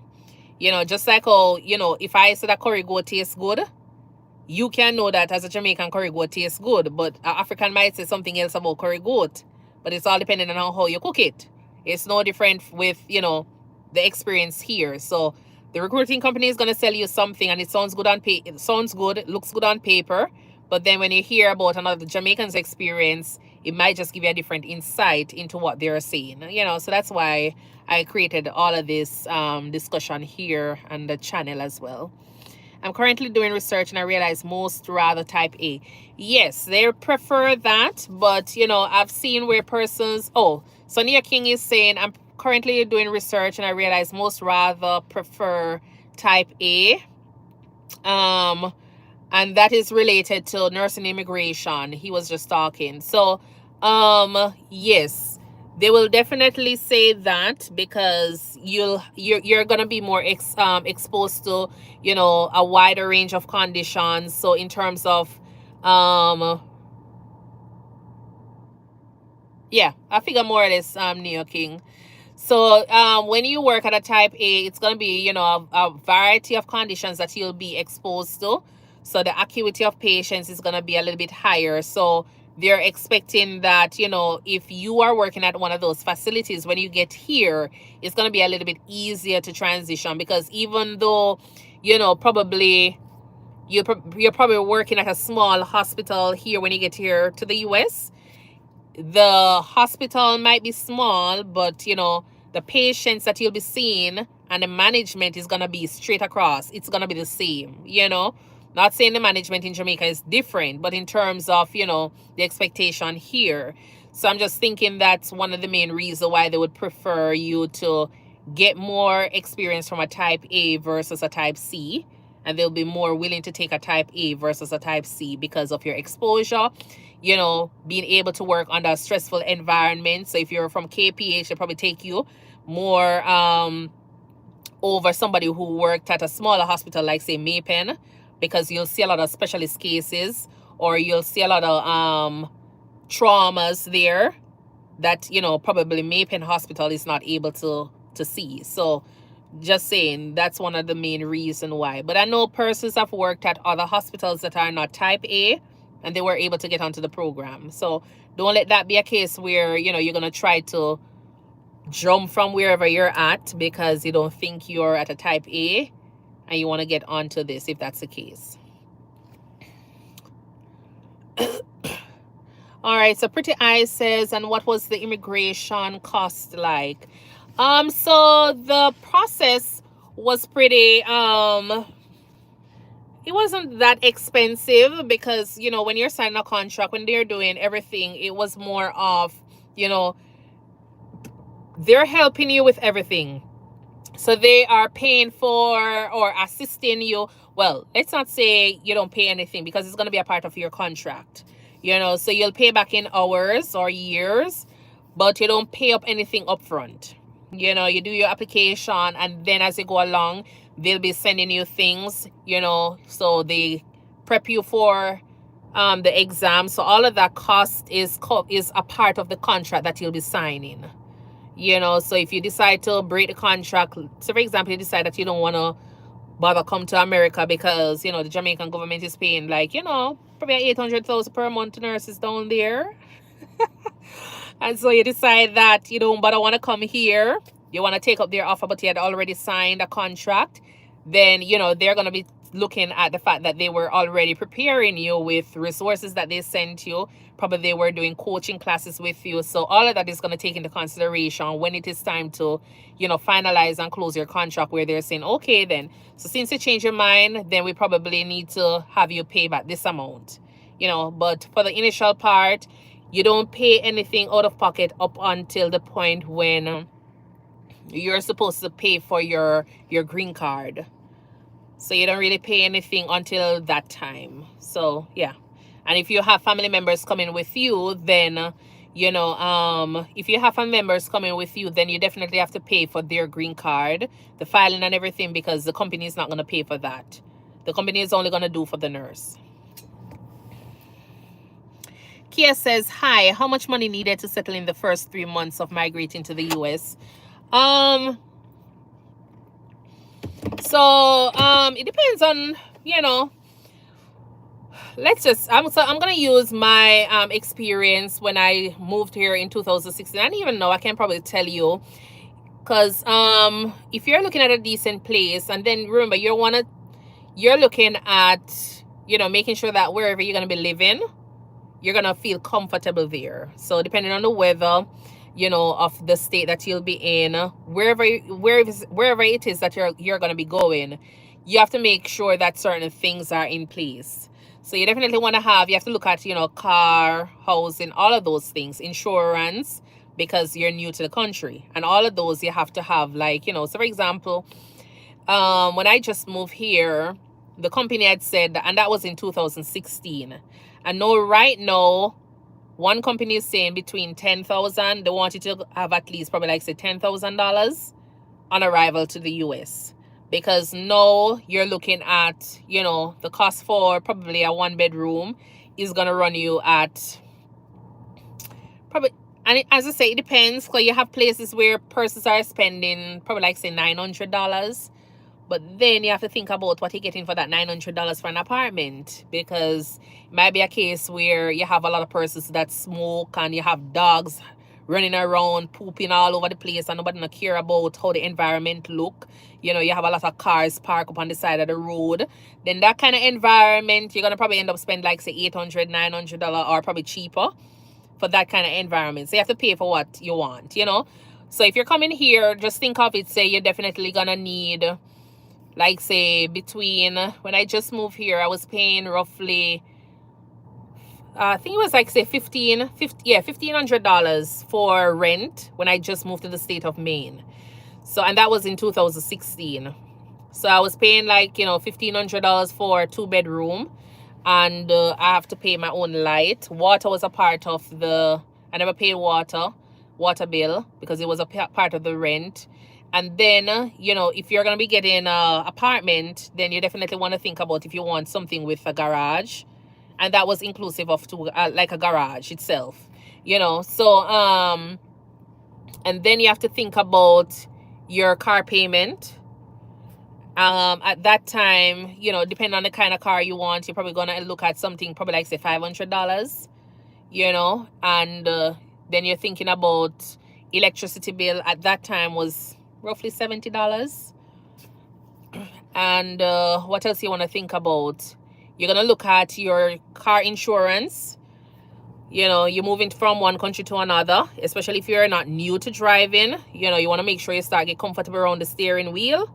Yeah, start get comfortable so you can know which direction of the road to drive on. You want to make sure that, you know, you're not going to run off of the road and you're not going crashing anybody, because, you know, you're going to be very high risk. And especially if you're, depending on your age, you have to take into consideration all of those, because that is going to determine the rate at which you're going to be paying for your insurance. So you can think about like say $200 or something like that. And then as you go along over the next couple of months, then you realize that you probably get a $5 drop off, you know, off of your because of your driving history.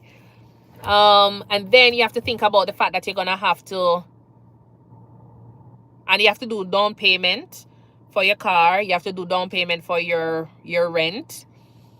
And that is the same, like say for example, if it's $1,500, you still have to go pay $1,500 for down payment. Some places want 2 months rent. Some places just want you to do like say probably like a $500. So it depends on where you're at. Then you have to think about, you know, furnishing your apartment. If you're smart enough, you know, you don't have to furnish it at the beginning. Like, you know, you can buy up a blow-up bed and save your cash. And then as you go along, you know, then you decide to go ahead and buy your bed and all of those things. So it depends on how you want to go. But those, you know, are going to be a part of the $10,000. Trying to get all of those, you know, your apartment going, car going, your rent. So all of those are going to be a part of your $10,000. And then even so, you're going to start earning because you know, start working and everything. So, you know, as you go along, you can go ahead and start furnishing your apartment. So even though they say come with $10,000, you don't necessarily going to be using all of the $10,000, because when you get up here, you're going to be working. The expectation is that you'd have already gotten a job and, you know, you just transitioning and then you'll be starting to work. So it won't be that bad. You'll still be saving some of your money, the $10,000 that they ask you to see, to bring up. And then from there, you can do your little thing one at a time. So $10,000, $15,000 is a good amount of money for you to save up.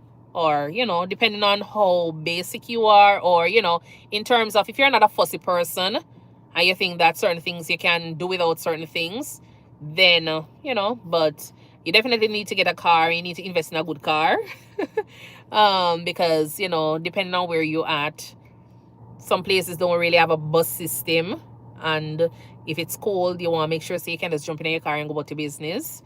And yeah, that's about it. Just make sure you invest in you spend enough money on a decent place to live and a decent car.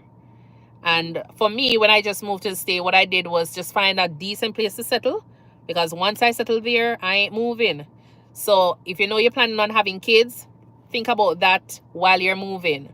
So if you're going to get a car, you can say, okay, then the car that I need, I'm going to get a van, because in the next 1 year or so, I'm going to be getting pregnant and the van's supposed to be able to carry the child still. And make sure the place that you're going to be living, you're going to be thinking about, is this the most ideal place for children, you know? So just keep in mind that you're going to be there for probably like say 3 years. And in that 3 years, if you have a partner, then things can happen. So you don't want it to be a case where after you come up and you're thinking about a 1-bedroom, living in a 1-bedroom, you're now having to move later on because now you have twin or you have one child. So that was me. I just think ahead for the time period, get a car that was big enough for if a child come along, and if the child need to go to daycare, I know where one was, school was, so that way I don't have to be like thinking about all of that. Driving in the US is one of the biggest pet peeve. Trying to remember which side of the road to drive on. Yeah. Yeah, that was it for me when I got here, you know. Especially when you're in a state that doesn't have much cars on the road, it's not that busy.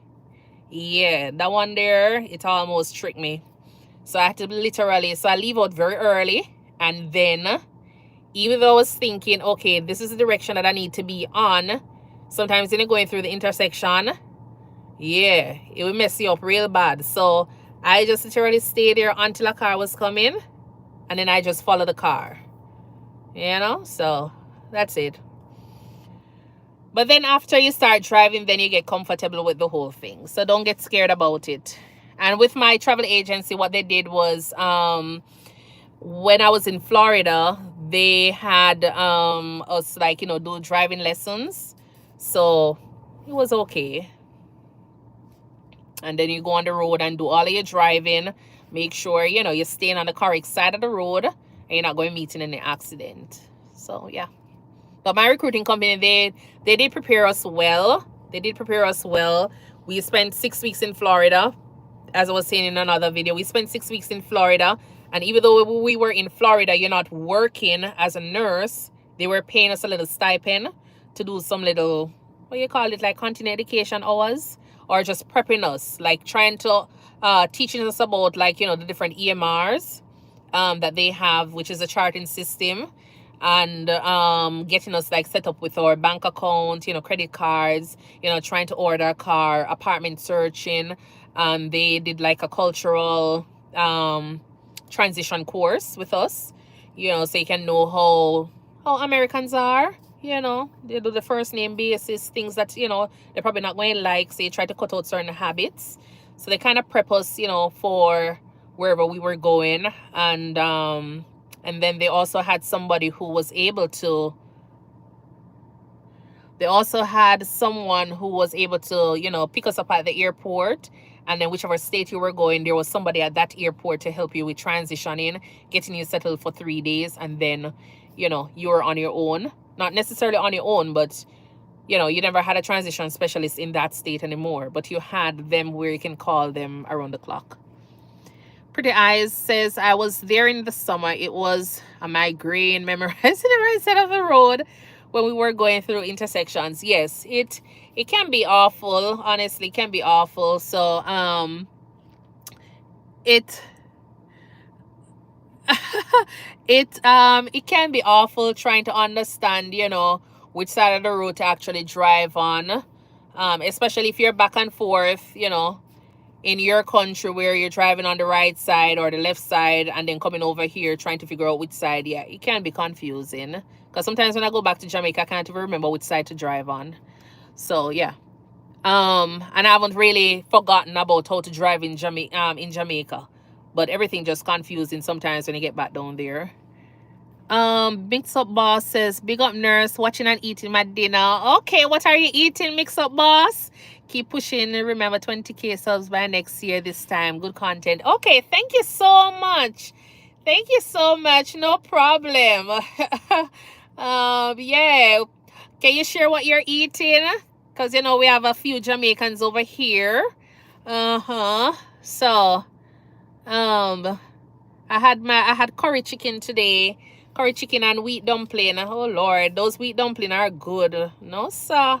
I know wheat dumpling in Jamaica, we used to eat wheat dumpling, but the wheat dumpling a little bit different that we eating over here. I don't know. It's a little bit more refined. So, yeah, it's a little bit more refined. So I tend to enjoy it a little bit more. I don't know. I think I need to try back the wheat dumpling in Jamaica and see what was different with it. But I know the one in Jamaica was a little bit coarse, so it feels more like wheat dumpling in comparison to the one that I started eating here recently. Okay, Mix Up Boss says he's having callaloo, or let me not say he, she. Can you identify your gender? Mix Up Boss. So callaloo with saltfish and yellow yam. Okay, nice. Mix Up Boss with tropical rhythm. Oh Lord, yeah. Yeah, there's a place here that I get tropical rhythm from Fiesta store. So if you're a man, okay, thank you. Oh, you know, allow me to tell. I know that you're a man, you know, Mix Up Boss. Come and see you. When I subscribed to your channel, I saw on the picture. Yeah.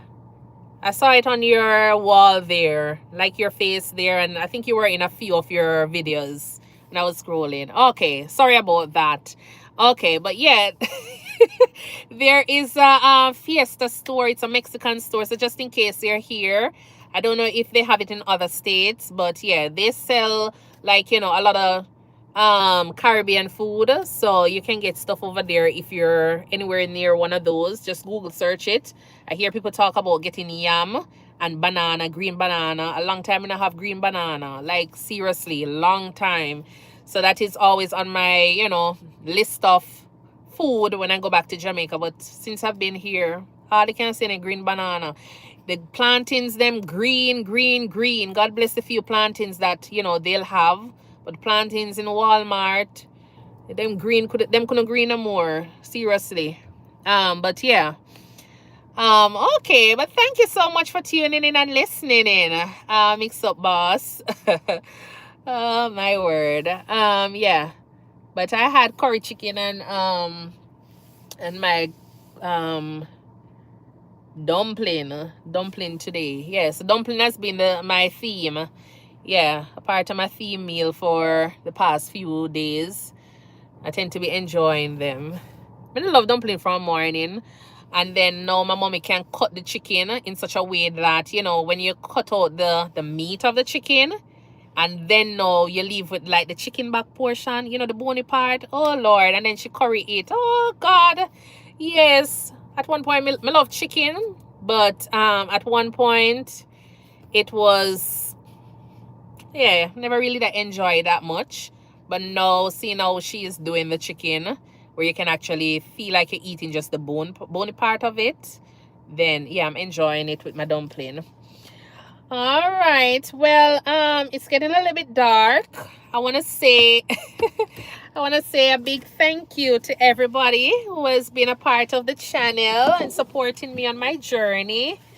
All right. I miss chicken back. Yeah, man, a long time I don't really eat chicken back like that. As I say, she cut out the chicken and fix it up. But I did love chicken back back in Jamaica, and because it don't have that much meat on it, can't develop on meat, on the chicken back, so on the chicken itself. So that's just it.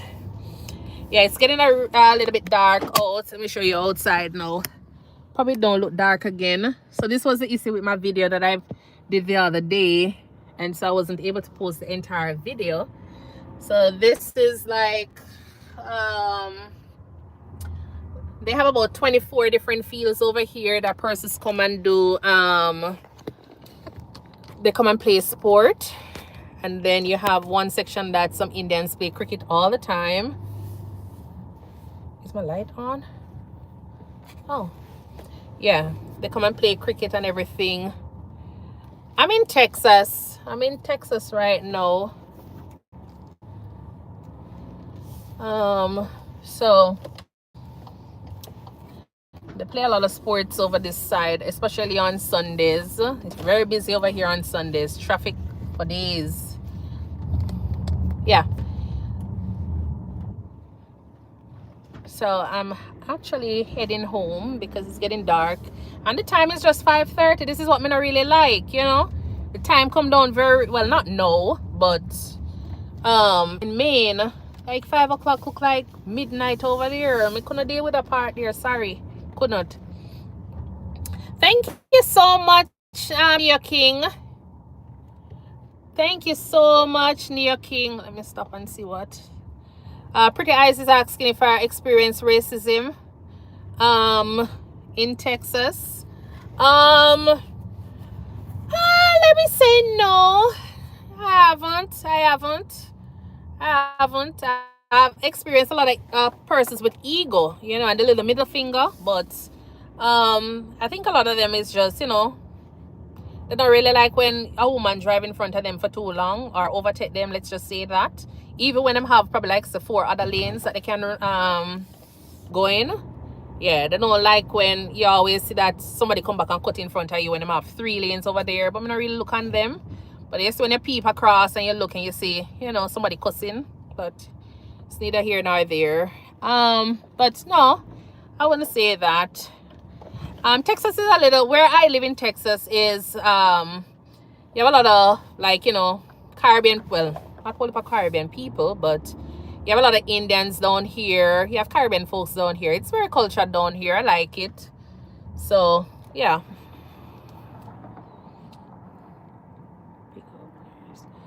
What part of Texas? So the part of Texas that I'm in the Dallas-Fort Worth. So it's a very big area in Texas here, you know. So the Dallas-Fort Worth area, that's the area that I am in.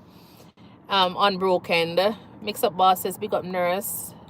Okay, no problem. Enjoy your day. Oh, all right. No problem. Really do appreciate that, Mix Up Boss. Thank you so much for sharing my video. I do appreciate you taking the time out.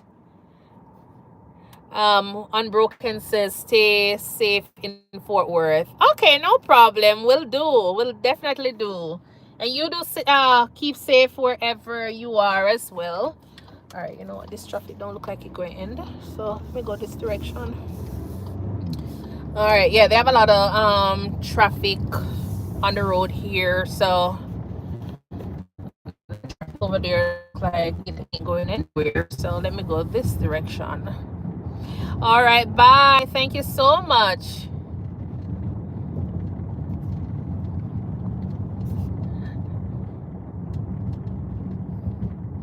I've been to, I definitely go down there to get Jamaican food. So yeah. Oh, go on, so I'm also a Jamaican bus driver this. Look at that. No, sir. The only place to see this is in Jamaica. No, but that's not the case. The gentleman drive right over the curb in the grass just because he wants to get out of the traffic. Thank you so much, the Econ 100M views. Thank you for all of those. Okay, no problem. Yeah, but that Jamaican restaurant is pretty good. It's pretty good there. All right, so as I say, I'm just heading home. So yeah, it's in Arlington. Yeah, I've been there before. It's a good spot. Yeah, I've been there before. And then there's a guy down there from, I think he's from St. Elizabeth. So yes, because where I'm from,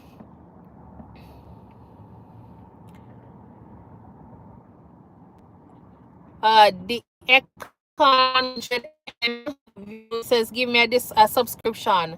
Okay, give me a question. Ask a question before I can give you a subscription. But thank you so much for being on my live, the Econ. Shanique Morgan, you have such a sweet, I think probably that's a typo. Wife? Oh, I think that's a typo. I think probably she's saying smile. Thank you for that comment though, Shanique. Yeah. All right. So I do hope that you guys will have a wonderful evening though, you know. And I will see you on my next live. I will definitely see you on my next live, and I will definitely